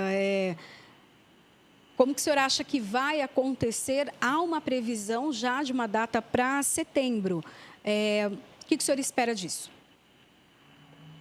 O que foi apresentado pela Secretaria de Educação, em conjunto com o Governo do Estado de São Paulo, é uma retomada prevista para o dia 8 de setembro, atendendo alguns requisitos de saneamento, né, atrelados ao Plano São Paulo, o plano da retomada da atividade econômica. Então, para que a gente chegue ao retorno das aulas presenciais no dia 8 de setembro, a gente vai ter que ter o estado inteiro, 100% do estado, por 2 ciclos de 14 dias, ou seja, por 28 dias, na chamada fase amarela, que é aquela fase em que está estabilizado o nível de novas contaminações, de novos contágios do coronavírus. Então, para que você tenha retorno de 35% dos alunos de forma presencial, é necessário, então, que o 100% do estado de São Paulo esteja nessa situação. Para que possa avançar, para que você possa ter 70% dos alunos em sala de aula, o estado tem que ter 60% das suas regiões no ciclo verde, na fase verde, que é quando começa a ter a diminuição do número de contágios. E para que você avance a 100% dos alunos em sala, que é o que o secretário chamou de novo normal, você vai ter que ter 80% do estado de São Paulo na fase verde, novamente, que é quando está tendo a redução do contágio do coronavírus. Agora, o senhor é especialista em direito educacional. A gente está falando dessa retomada tanto para a rede pública e municipal e também para a rede privada. Nesse momento, tem alguma implicação jurídica para essa retomada das aulas a partir do dia 8 de setembro? Há algo com relação ao direito educacional, direito do consumidor? Como é que transita entre um e outro? As implicações são das mais diversas. E como eu sempre costumo falar, o momento que nós estamos vivendo é um momento delicado como sociedade, e isso faz com que qualquer decisão, se fosse para retomar mais à frente ou se fosse para retomar mais próximo, não agradaria a todos. Isso, infelizmente, não vai ser possível. Então, a decisão que foi tomada para retorno possível no dia 8 de setembro traz uma implicação inicial, se a gente for analisar do ponto de vista da prestação de ensino educacional, do ponto de vista do aluno. Então, do ponto de vista do direito educacional, as implicações, a gente começa a ter cada vez mais uma discrepância, um abismo entre o ensino privado e o ensino público, porque a gente tem estudos e levantamentos que mostram que o aproveitamento na rede pública de ensino do ensino à distância, ele é muito inferior se considerar o da rede privada. Se você for analisar aqui, para você ter uma aula online, você precisa de estrutura, você precisa de aparato, você precisa de um bom ambiente dentro da sua casa para que você possa ter um aproveitamento daquela matéria. Isso, com certeza, está sendo muito mais privilegiado na rede particular. Então, a preocupação que a gente viu do governo de que a retomada tem que ser única, rede privada e rede pública de ensino, ela é válida, mas não está se atentando que quanto mais longe essa retomada, maior vai ser a distância de níveis de ensino da rede pública e da rede privada. Por outro lado, falando exclusivamente da rede privada, aumenta-se o número de questionamentos de pais sobre a prestação de serviço, efetivamente, da instituição de ensino. Começa-se a questionar cada vez mais se aquilo que foi contratado está sendo cumprido, se é necessário ou obrigatória a concessão de desconto de mensalidades escolares. Então, do ponto de vista educacional, as implicações são nesse sentido. E do ponto de vista também do direito do trabalho, a gente tem diversas implicações ao se falar na retomada da aula presencial.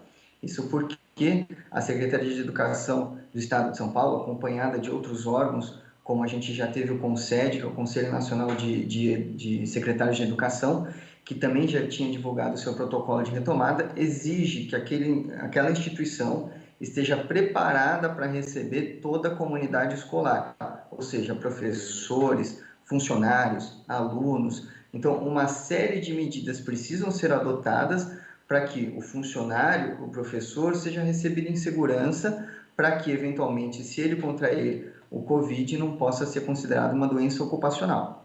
Então, como eu mencionei, é uma decisão que jamais vai agradar a todos. Ainda ontem, a gente pôde observar uma associação, um sindicato representativo dos professores, questionando essa retomada no dia 8 de setembro, não agradou aos professores, eles queriam uma retomada ainda mais longe, para que tivesse mais segurança.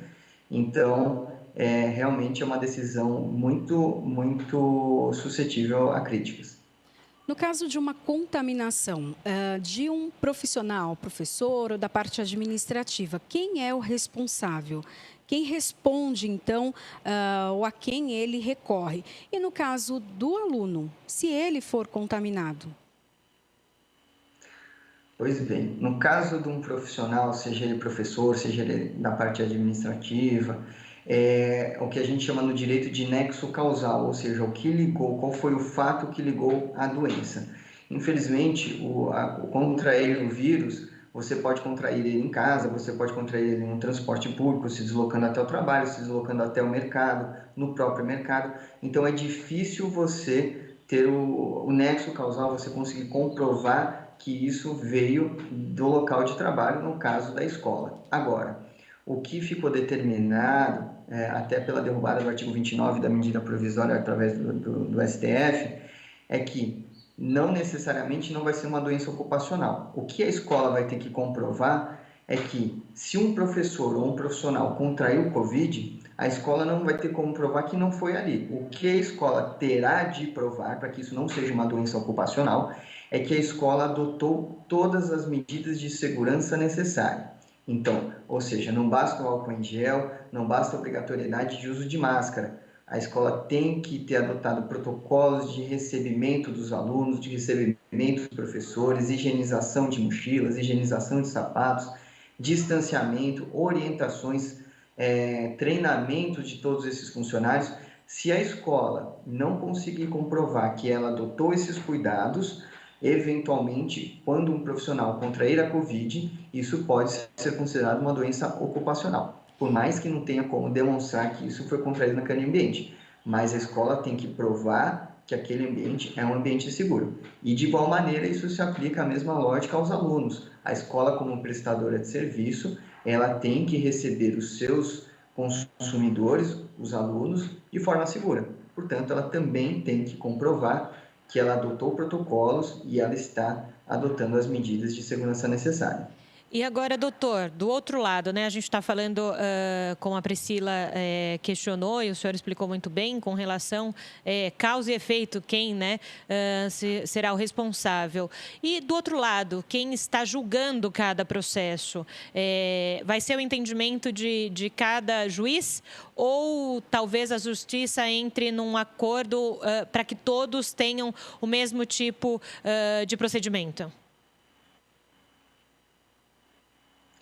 Olha, esse ponto que você colocou é um ponto muito interessante. Qual vai ser a resposta que o judiciário vai trazer para a sociedade nessa situação específica? Hoje, a gente ainda está vivendo algo muito novo, está todo mundo se adaptando, inclusive o próprio Poder Judiciário na prestação jurisdicional, ou seja, na resposta de decisões. Hoje, a gente ainda tem decisões muito discrepantes no que tange ao direito educacional. Então, a gente tem respostas discrepantes, como, por exemplo, um ponto delicado, que é a questão da obrigatoriedade ou não de concessão de desconto em mensalidades escolares. A gente tem decisões em sentidos positivos para o desconto e em sentidos negativos do desconto obrigatório. E do ponto de vista de como o judiciário vai lidar nessa situação, é realmente o tempo que vai nos dizer.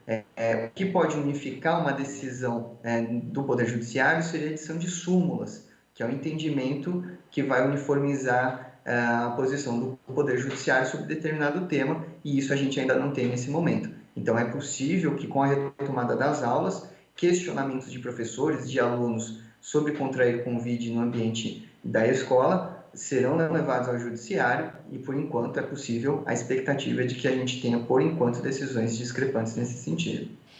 Até aproveitando a sua fala, doutor, o senhor falou com relação aos descontos em mensalidade, então a gente está falando aqui, nesse momento, de ensino privado. Até mesmo aqui na Rede Alesp, nós tivemos um programa com o diretor executivo do PROCON, o Fernando Capese, e o presidente do Sindicato das Escolas Privadas do Estado de São Paulo, justamente com relação a isso, que precisaria ser analisado caso a caso, e o diretor do PROCON disse que, se a família se sentir lesada e se não tiver esse acordo com a escola, então primeiro ser feito um contato com a escola para depois ir para o PROCON ou ir para a Justiça. Mas, desde que começou a pandemia, o que o senhor, que é especialista, tem sentido nesse aspecto? As escolas, elas estão seguindo essas orientações do PROCON e do sindicato? Não há esse convívio mais harmonioso entre prestador de serviço, né, e também quem tem um filho nessas escolas particulares? Olha, o que a gente tem visto, na grande maioria das vezes, é realmente a busca do consenso, tá? Realmente é uma situação em que você também não pode fechar os olhos para a instituição de ensino. Nós estamos falando que no estado de São Paulo são 10 mil escolas que geram emprego, que geram circulação de riquezas, enfim, e que também acolhem uma grande massa de alunos que a rede pública de ensino não teria condições de absorver. Então, é uma atividade extremamente importante e que a gente não pode fechar os olhos para isso.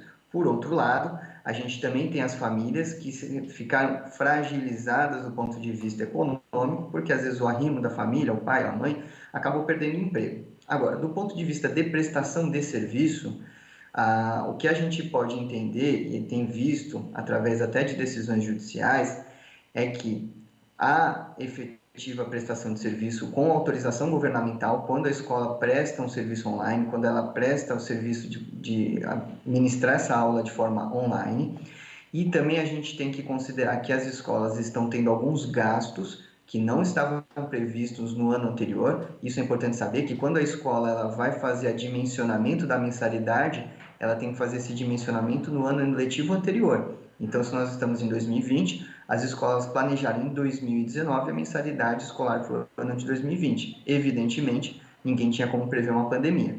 E as escolas estão tendo gastos para adaptar o sistema de ensino online, para adaptar o ambiente físico para recebimento dos alunos e também para uma jornada maior de turnos de aula quando as aulas voltarem. Então, do ponto de vista de prestação de serviço, ele está acontecendo em algumas situações. Volto a dizer, é caso a caso. Então, quando os pais optam por partir para um embate, para o Poder Judiciário, levar uma ação, isso pode ser muito bem demonstrado para uma instituição de ensino e, portanto, se torna uma ação um pouco perigosa para a família, né? Então, realmente precisa ser analisado e o que a gente tem visto é realmente uma sensibilidade de ambos os lados para se alcançar um equilíbrio nessa relação. Doutor, o senhor comentou que o preço, né, o valor da mensalidade, ele é então calculado no ano anterior. Então, 2019 já se calculou para 2020. Tivemos, então, esses gastos, né? As escolas tiveram gastos a mais com o uso da tecnologia, a inserção, então, de softwares, a adaptação para o estudo online. As mensalidades de 2021 podem ficar mais altas? Olha, elas podem sim ficar mais altas, mas não por um reflexo do ano de 2020. A escola, quando ela vai prever, porque é importante que a gente entenda que a escola, se for um curso anual, não for um curso semestral, a gente está falando do ensino básico, no curso anual, a divisão em mensalidades é uma questão de facilitar o pagamento para a família. Então, quando ela prevê o ano, ela prevê as despesas que ela vai ter para o futuro. Então, ela tem que considerar, por exemplo, o reajuste de salário dos professores, inflação e tudo mais. Então, as despesas desse ano, evidentemente, serão absorvidas pela instituição. Pode respingar, sim, em alguma coisa para o ano que vem, mas isso tem que ser planilhado, isso é importante. A escola, quando ela vai apresentar para as famílias a nova mensalidade para o ano letivo seguinte, ela tem que ter isso planilhado e demonstrar para as famílias da onde advém a mensalidade que foi fixada. Então, eu não acho que as escolas conseguirão demonstrar para as famílias a absorção de gastos no ano de 2020 para o ano de 2021, até por uma questão de mercado, que infelizmente muitas escolas estão sofrendo para manter as mensalidades atuais, quanto mais para aplicar um reajuste muito maior do que o que corriqueiramente se aplica. Doutor, para a gente encerrar, a previsão, então, de volta às aulas 8 de setembro. Se alguma escola não se sentir preparada para isso, como o senhor disse, com todas as medidas de higienização e os cuidados necessários para receber alunos e professores, ela pode optar em continuar o ensino à distância, remoto ou não? Ela precisa voltar a ser presencial? Não, ela precisa voltar a ser presencial. Caso uma escola não esteja preparada ou não se sinta preparada para retorno no dia 8 de setembro, ela tem que utilizar desse tempo que ainda existe para adotar as medidas necessárias. Isto porque, quando um pai contrata a prestação de ensino, ele imagina que vai ser observado aquilo que foi contratado, ou seja, a prestação de ensino de forma presencial. Hoje nós temos uma justificativa que o ensino seja à distância, que o ensino seja online. Uma determinação governamental impede que as escolas recebam os alunos. Então, portanto, as escolas prestam o serviço da forma que hoje é possível. Agora, a partir do momento em que as medidas governamentais permitirem o recebimento dos alunos na forma presencial, as escolas assim o devem fazer e o fazer de forma segura. Agora, o que é importante a gente mencionar é que a possibilidade do retorno das aulas presenciais para os alunos é uma obrigatoriedade para a escola, mas é uma possibilidade para os alunos. Ou seja, alunos que têm alguma comorbidade, que têm alguma doença, ou os pais que não se sintam confortáveis nesse momento em que os seus filhos voltem para a aula presencial, eles devem ter assegurada a possibilidade do ensino continuar na forma online, porque o que está sendo estabelecido é a educação no formato híbrido, ou seja, presencial intercalado com online. se vai ter que ter necessariamente aula online. Se a família não se sentir segura em mandar o seu filho para a escola, ela pode sim adotar por enquanto o ensino 100% online. Mas isso é uma escolha da família do ponto de vista de segurança. Agora a escola, ela tem sim que se preparar para receber os alunos. Perfeito, doutor Rodrigo Amaral, especialista em Direito Educacional. Obrigada pela sua contribuição aqui no Jornal da Rede Alesp de hoje. Obrigada, doutor. Um bom dia. Um bom dia, foi um prazer estar com vocês. Obrigada. Outra questão importante, né?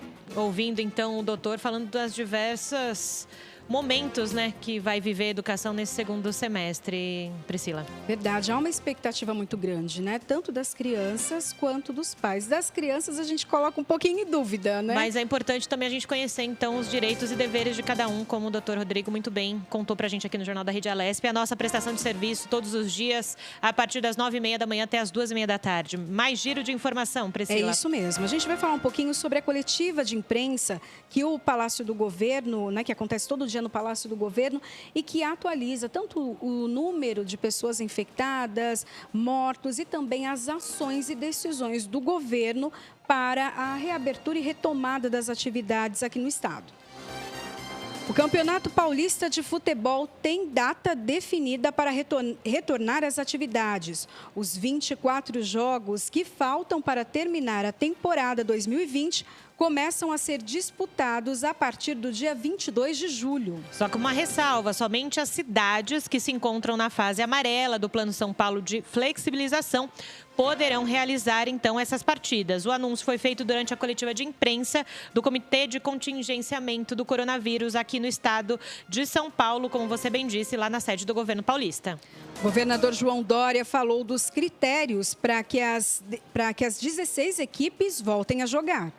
O Centro de Contingência do Covid-19, nosso Comitê de Saúde, aprovou em conjunto com a Federação Paulista de Futebol, e quando eu digo em conjunto, com a assistência médica da Federação Paulista de Futebol, coordenada pelo Dr. Moisés Cohen, um médico respeitado do Hospital Albert Einstein, para o novo protocolo da retomada do Campeonato Paulista de Futebol. Os jogos deverão ocorrer obrigatoriamente em cidades que estejam na fase amarela do Plano São Paulo e também em estádios sem a presença da torcida. Em junho, o governo do estado de São Paulo determinou os protocolos para a Federação Paulista de Futebol e para todos os clubes que integram a Federação Paulista de Futebol, especialmente os que disputam a classe profissional A1 do futebol de São Paulo. As equipes, para voltarem aos treinos, como já voltaram, tiveram que realizar testes regulares, testes de Covid nos jogadores e na equipe técnica. Também o protocolo estabeleceu limitação de pessoas nos treinamentos, uso de máscaras e medição de temperatura, respeitadas também todas as medidas de segurança. E a previsão é que a final do Paulistão 2020 aconteça então em 8 de agosto, um sábado. No dia seguinte, no dia 9 de agosto, domingo, então começaria o Campeonato Brasileiro de Futebol. O presidente da Federação Paulista de Futebol, Reinaldo Bastos, falou que o retorno do Campeonato Paulista foi uma decisão em conjunto com o Comitê de Saúde do Estado. Em nenhum momento faltou atenção, faltou diálogo e faltou harmonia entre o futebol de São Paulo, entre os clubes de São Paulo e as autoridades do Estado e fazer o registro também às autoridades municipais. O futebol de São Paulo vai continuar respeitando vidas e cumprindo rigorosamente os protocolos apresentados pelo Dr. Moisés Cohen e aprovados pelo Comitê Médico da Federação Paulista de Futebol e pelos médicos dos 16 clubes da Série A1. Queria aproveitar a presença do General Campos e pedir um apoio preventivo para que a gente possa evitar a aglomeração de torcedores nas imediações dos estádios onde forem realizadas as partidas de continuação e término do Paulista. Vamos usar nossa comunicação dirigida pelo nosso diretor Bernardo Itre, dos clubes de São Paulo, para fazer uma divulgação em massa, alertando que não é possível que os clubes, que torcedores vão à porta ou às imediações do estádio. Nós temos que cumprir o nosso compromisso, que não haverá venda de ingressos, não haverá público nos estádios e evitar a aglomeração em torno dos estádios.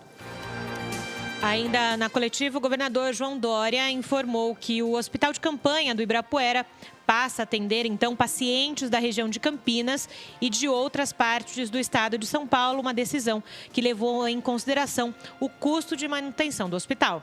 Não há necessidade de montar um hospital de campanha em Campinas, por exemplo, se nós temos um hospital de campanha aqui montado, operando em boas condições e efetivamente seguindo as regras sanitárias plenas.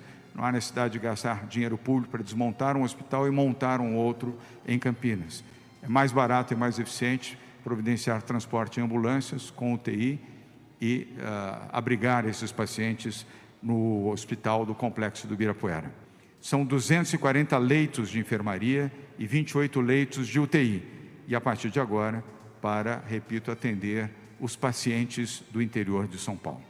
Em 90 dias, São Paulo saiu de 3.600 para 8.100 leitos de UTI. Lembrando que 3.600 leitos foram homologados no estado de São Paulo ao longo de 30 anos. Em 90 dias, nós mais do que dobramos. E esse será um dos legados também desta crise do coronavírus, a melhoria do sistema de saúde pública, não apenas em São Paulo, mas certamente em todo o país. O governador João Dória lembrou que mais de 700 mil brasileiros atualmente estão contaminados pelo coronavírus.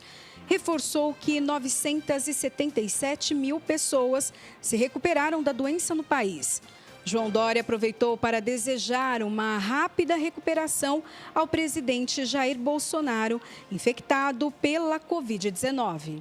Torço pela recuperação do presidente, mas torço também para que tenhamos mais compaixão e compreensão no enfrentamento da pandemia. E eu espero, na recuperação do presidente Jair Bolsonaro, que ele também faça uma reflexão sobre as suas atitudes, sobre o seu comportamento, para que saia recuperado e melhor da Covid-19. O coordenador executivo do Comitê de Saúde de São Paulo, Dr. João Gabardo, comentou então o uso da cloroquina que o presidente Jair Bolsonaro disse estar fazendo para tratar a Covid-19.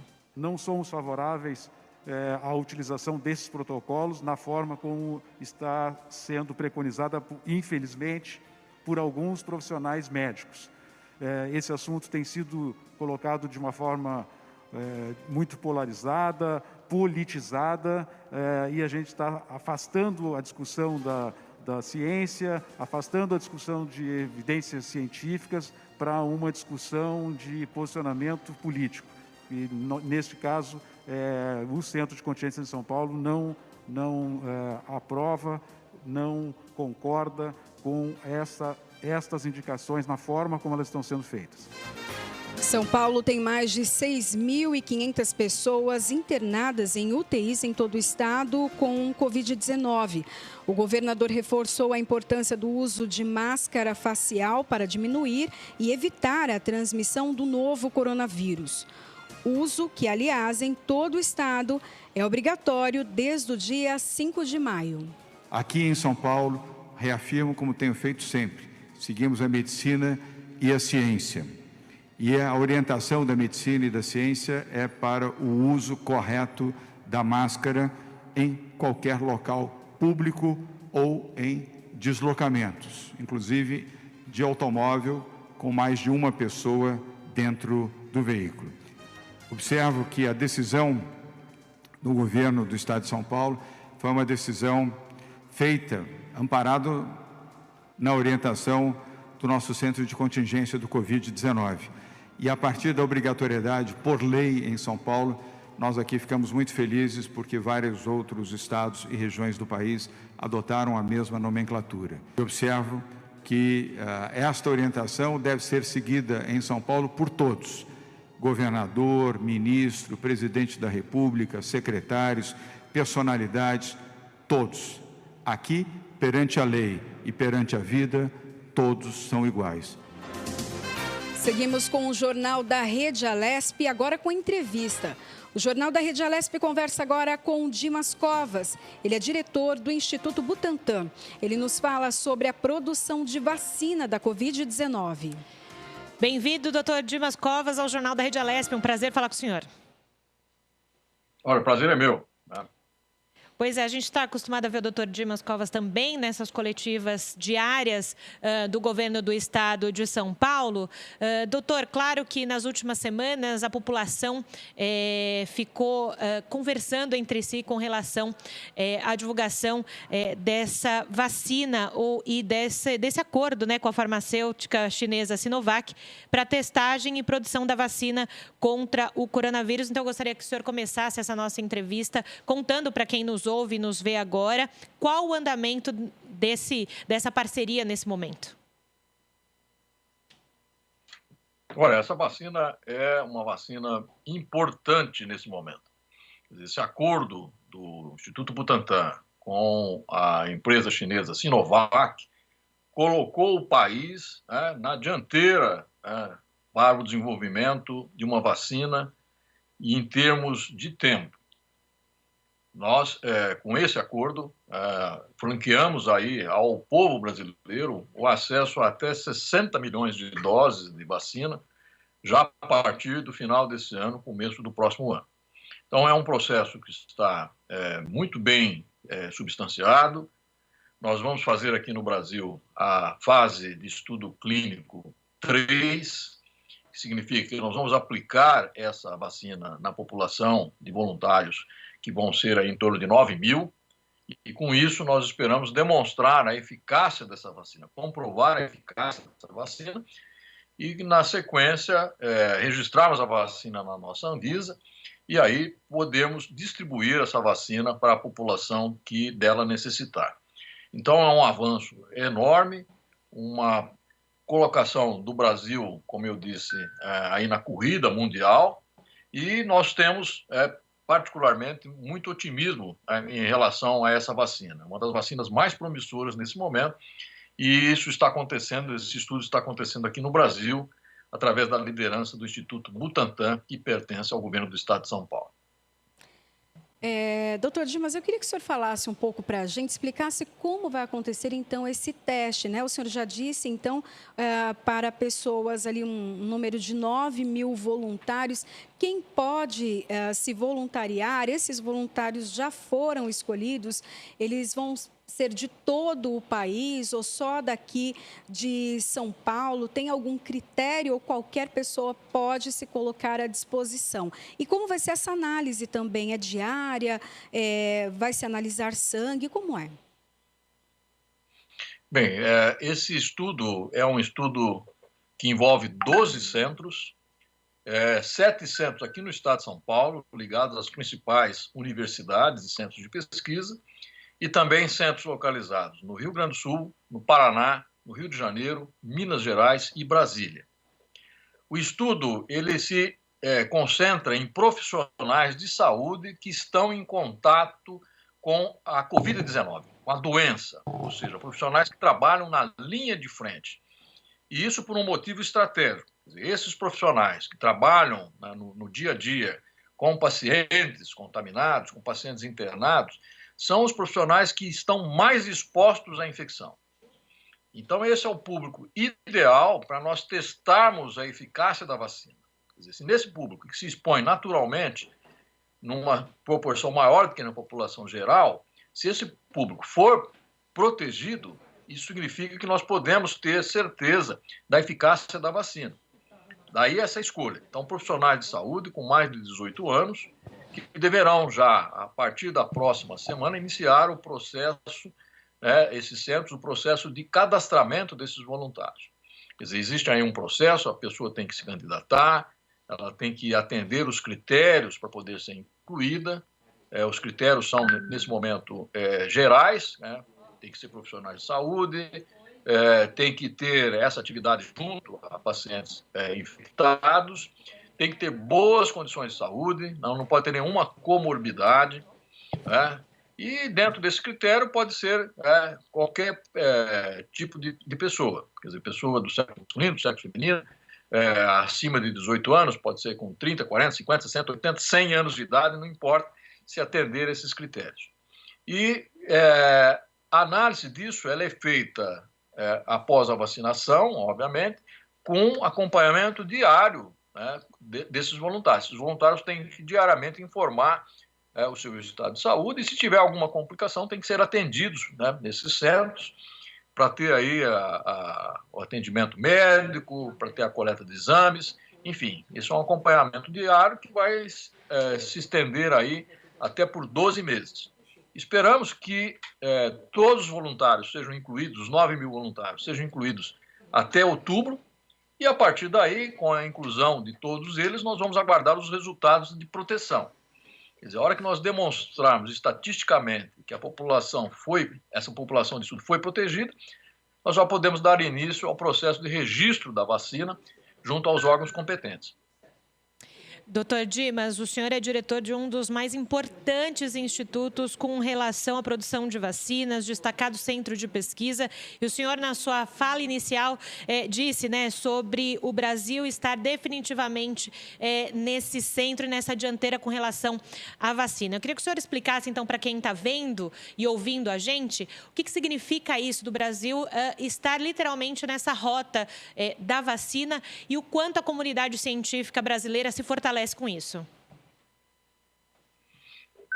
Eu afirmei que é uma das vacinas mais promissoras do mundo por uma questão de experiência. Quer dizer, essa vacina que é produzida nesse momento lá na China por um parceiro do Butantan, esse parceiro que chama Sinovac tem larga experiência na produção de vacinas, produz vacinas para outras doenças, que são usadas na China. É uma companhia privada, uma companhia que tem as suas ações na Bolsa de Nova York, portanto, ela está submetida a regras internacionais de qualidade, né, de compliance, como a gente chama. E o Butantan, por outro lado, é o maior produtor de vacinas do Brasil, um dos mais importantes produtores de vacina do mundo. Nós temos uma produção aí anual de mais de 100 milhões de doses de vacina. Nós estamos, nesse momento, em plena campanha de vacinação para a gripe. Só para dar uma ideia, né? O Butantan produziu essas vacinas para o Ministério da Saúde e nós entregamos, né, nesse ano, 80 milhões de doses. Ou seja, 1 a cada 3 brasileiros, né, recebeu ou está recebendo uma vacina da gripe produzida aqui no Butantan. Então, o Butantan tem larga experiência nessa área, produz grandes quantitativos de vacina, conhece o processo de desenvolvimento dessa vacina que foi objeto da parceria. Nós sabemos como fazer essa vacina, porque temos essa tecnologia, e agora essa associação com os chineses permite que a gente faça isso de uma forma muito mais rápida. Por isso que eu sou muito otimista e, na minha perspectiva, no começo do ano que vem, nós poderemos ter uma vacina aí para o coronavírus que seja eficiente e segura. Eu queria que o senhor falasse também um pouquinho da perspectiva, então, né? O senhor fala agora da vacina para o começo do ano que vem, então a gente tem aí uns 6 meses, um pouquinho menos. A expectativa que o senhor tem, né? Tanto como ex-diretor de contingência da Covid-19, também como um médico muito experiente. Tá. Veja, essa epidemia ela tem evoluído aqui no Brasil de forma muito heterogênea. Os estados não são os mesmos do ponto de vista de evolução da epidemia. E, graças a Deus, aqui no estado de São Paulo, a epidemia ela tem sido tratada com muito cuidado, com muito carinho, com muita atenção, e isso tem se refletido aí em bons números. Quer dizer, a epidemia continua crescendo, continuam morrendo pessoas, mas veja, né, nenhuma pessoa morreu até agora por falta de hospital, por falta de assistência. Nós estamos trabalhando intensamente aí na questão do isolamento, do distanciamento social, que é uma forma efetiva de você combater a epidemia. Isso tem acontecido, tem envolvimento dos prefeitos, tem envolvimento dos deputados da nossa Assembleia, quer dizer, todos aí trabalhando em conjunto para enfrentar essa epidemia. Não é fácil, uma epidemia muito grave, que atingiu o mundo inteiro, que está matando muitas pessoas, e nesse momento nós temos que dar toda a atenção a essa epidemia. Não temos a vacina, ela não nos ajuda nesse momento. Portanto, nesse momento, a medida mais efetiva que temos, quer dizer, não temos medicamentos, isso é importante frisar, específico para o Covid-19. Portanto, nesse momento, a atitude mais importante que nós temos é manter a quarentena, quer dizer, acreditar que essa é uma forma efetiva de combater a disseminação do vírus, disseminando a taxa de transmissão, e temos que ajudar isso, temos que ajudar as pessoas ao nosso redor a entenderem isso, facilitar essas atividades de afastamento social e acreditar no uso da máscara, que também é importante, nas medidas de higiene. Então, é um conjunto de medidas aí que tem que ser obedecidas e compreendidas pela população, porque é a forma mais efetiva que nós temos de nos defender até que a vacina esteja de fato disponível. O senhor trabalhou diretamente no Centro de Contingência da Covid-19. Nós estamos, nesse momento, no estado de São Paulo, no momento de flexibilização, e o senhor disse agora que é importante as pessoas continuarem com essa consciência, né? Então, qual a análise que o senhor faz nesse momento de reabertura de alguns setores? Veja bem, nós já estamos aí nesse processo da epidemia desde março. E, portanto, nós não podemos ficar isolados indefinitivamente. Quer dizer, a economia ela é importante porque ela irriga a nação, irriga o Estado, e nós temos que retomar alguma atividade econômica. Nós não podemos ficar até o fim do ano, que é o prazo que provavelmente essa epidemia vai durar, totalmente afastados das atividades econômicas. Agora, é importante que essas atividades econômicas sejam feitas dentro de um planejamento, essas aberturas setoriais sejam feitas de forma planejada para não ter impacto, né, no aumento da transmissão do vírus. Então, não podemos esquecer que estamos em quarentena. Não podemos esquecer que as medidas de isolamento social estão em vigor. E, dentro desse rigor que nós temos que manter em relação a isso, é possível ter algum tipo de flexibilização dependendo da curva da epidemia. Se a curva não há controle, mais ou menos sob controle, como está aqui na região do município de São Paulo, nós temos condições de pensar em flexibilização. Agora, se a curva voltar a crescer, essas medidas terão que ser revistas. Então, nesse momento, nós vamos viver esse jogo entre uma flexibilização maior, um fechamento maior, até que a gente se despeça em definitivo da epidemia. Então, a população precisa compreender isso.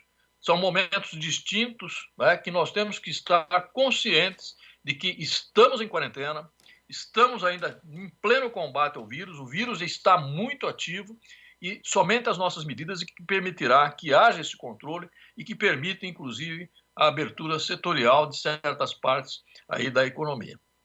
Doutor Dimas, para a gente finalizar, a vacina, então, para a Covid-19, ela começa a fazer efeito, ela protege a pessoa a partir de quanto tempo? E também eu queria que o senhor falasse da produção no Instituto Butantan.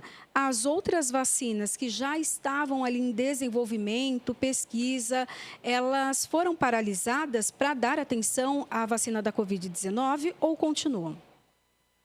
Não, pelo contrário. Todas as vacinas que o Butantan tem em desenvolvimento e as que são produzidas continuam normalmente a serem desenvolvidas, a serem produzidas. Nós abrimos uma nova frente para a produção de vacinas contra o coronavírus.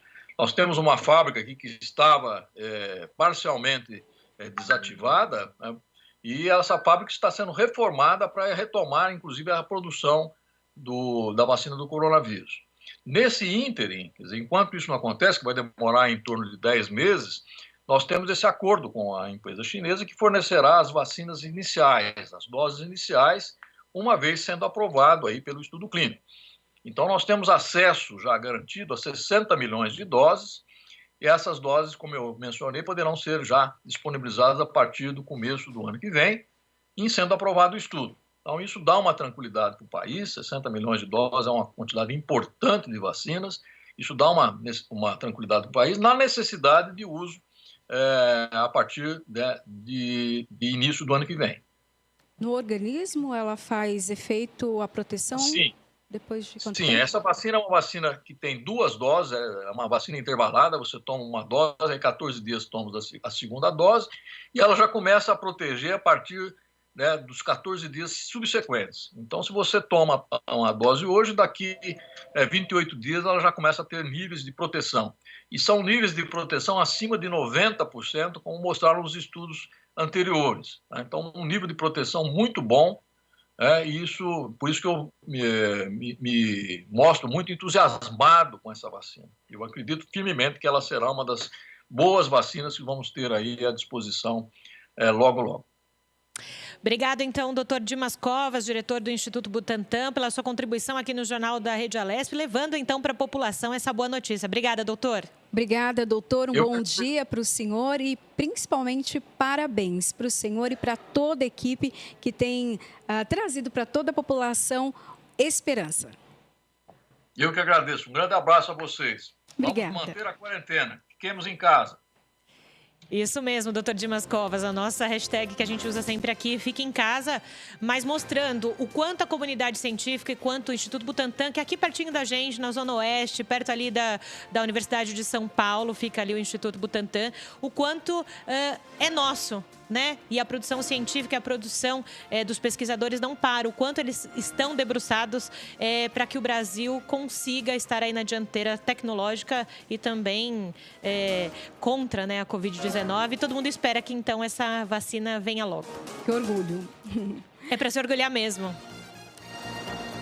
Emendas parlamentares da deputada Márcia Lia, do PT, e do deputado federal Nilton Tato, no valor de R$ 259 mil, permitirão à Prefeitura de São Carlos oferecer diferentes métodos contraceptivos para mulheres em situação de vulnerabilidade social da cidade.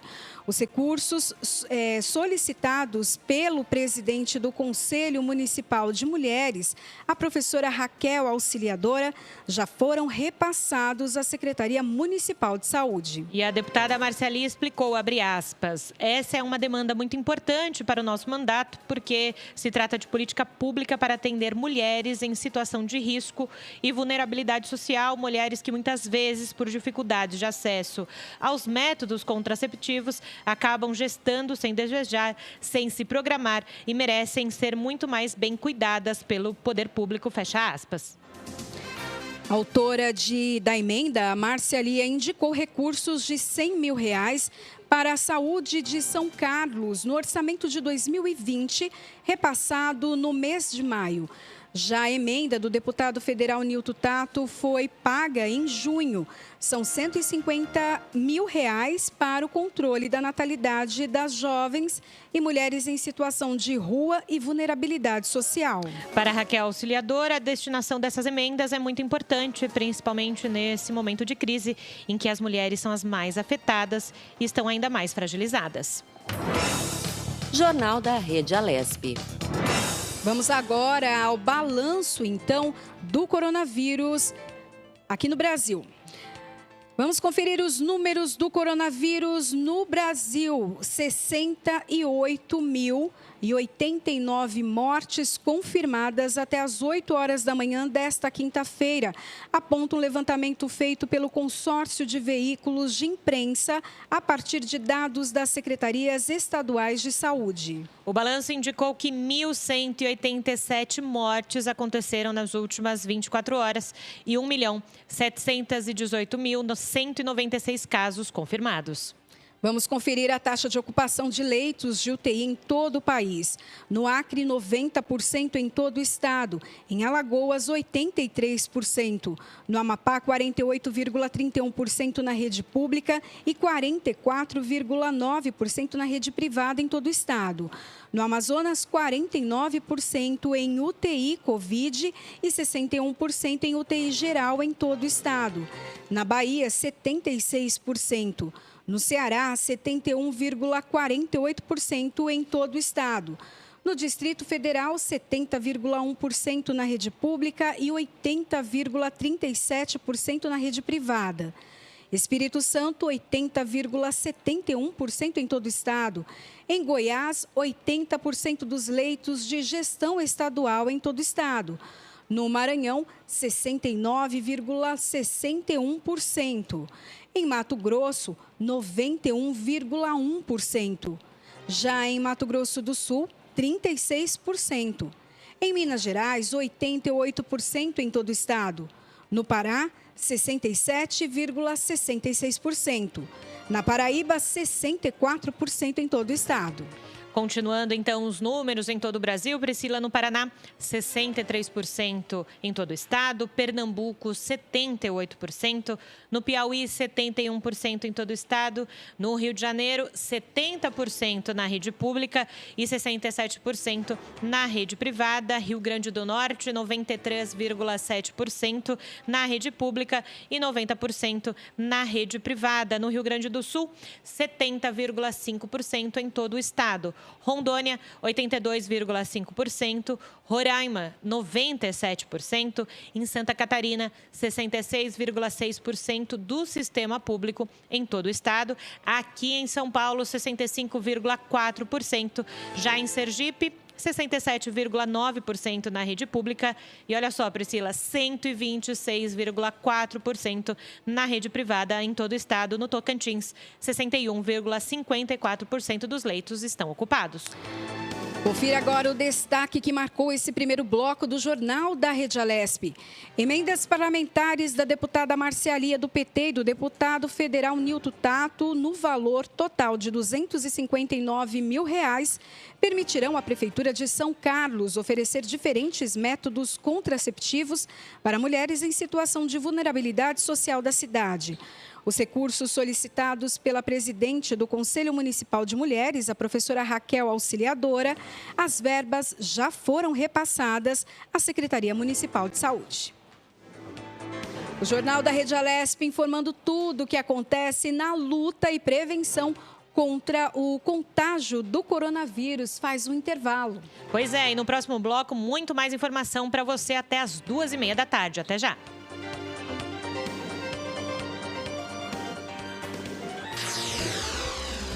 Você acompanha Jornal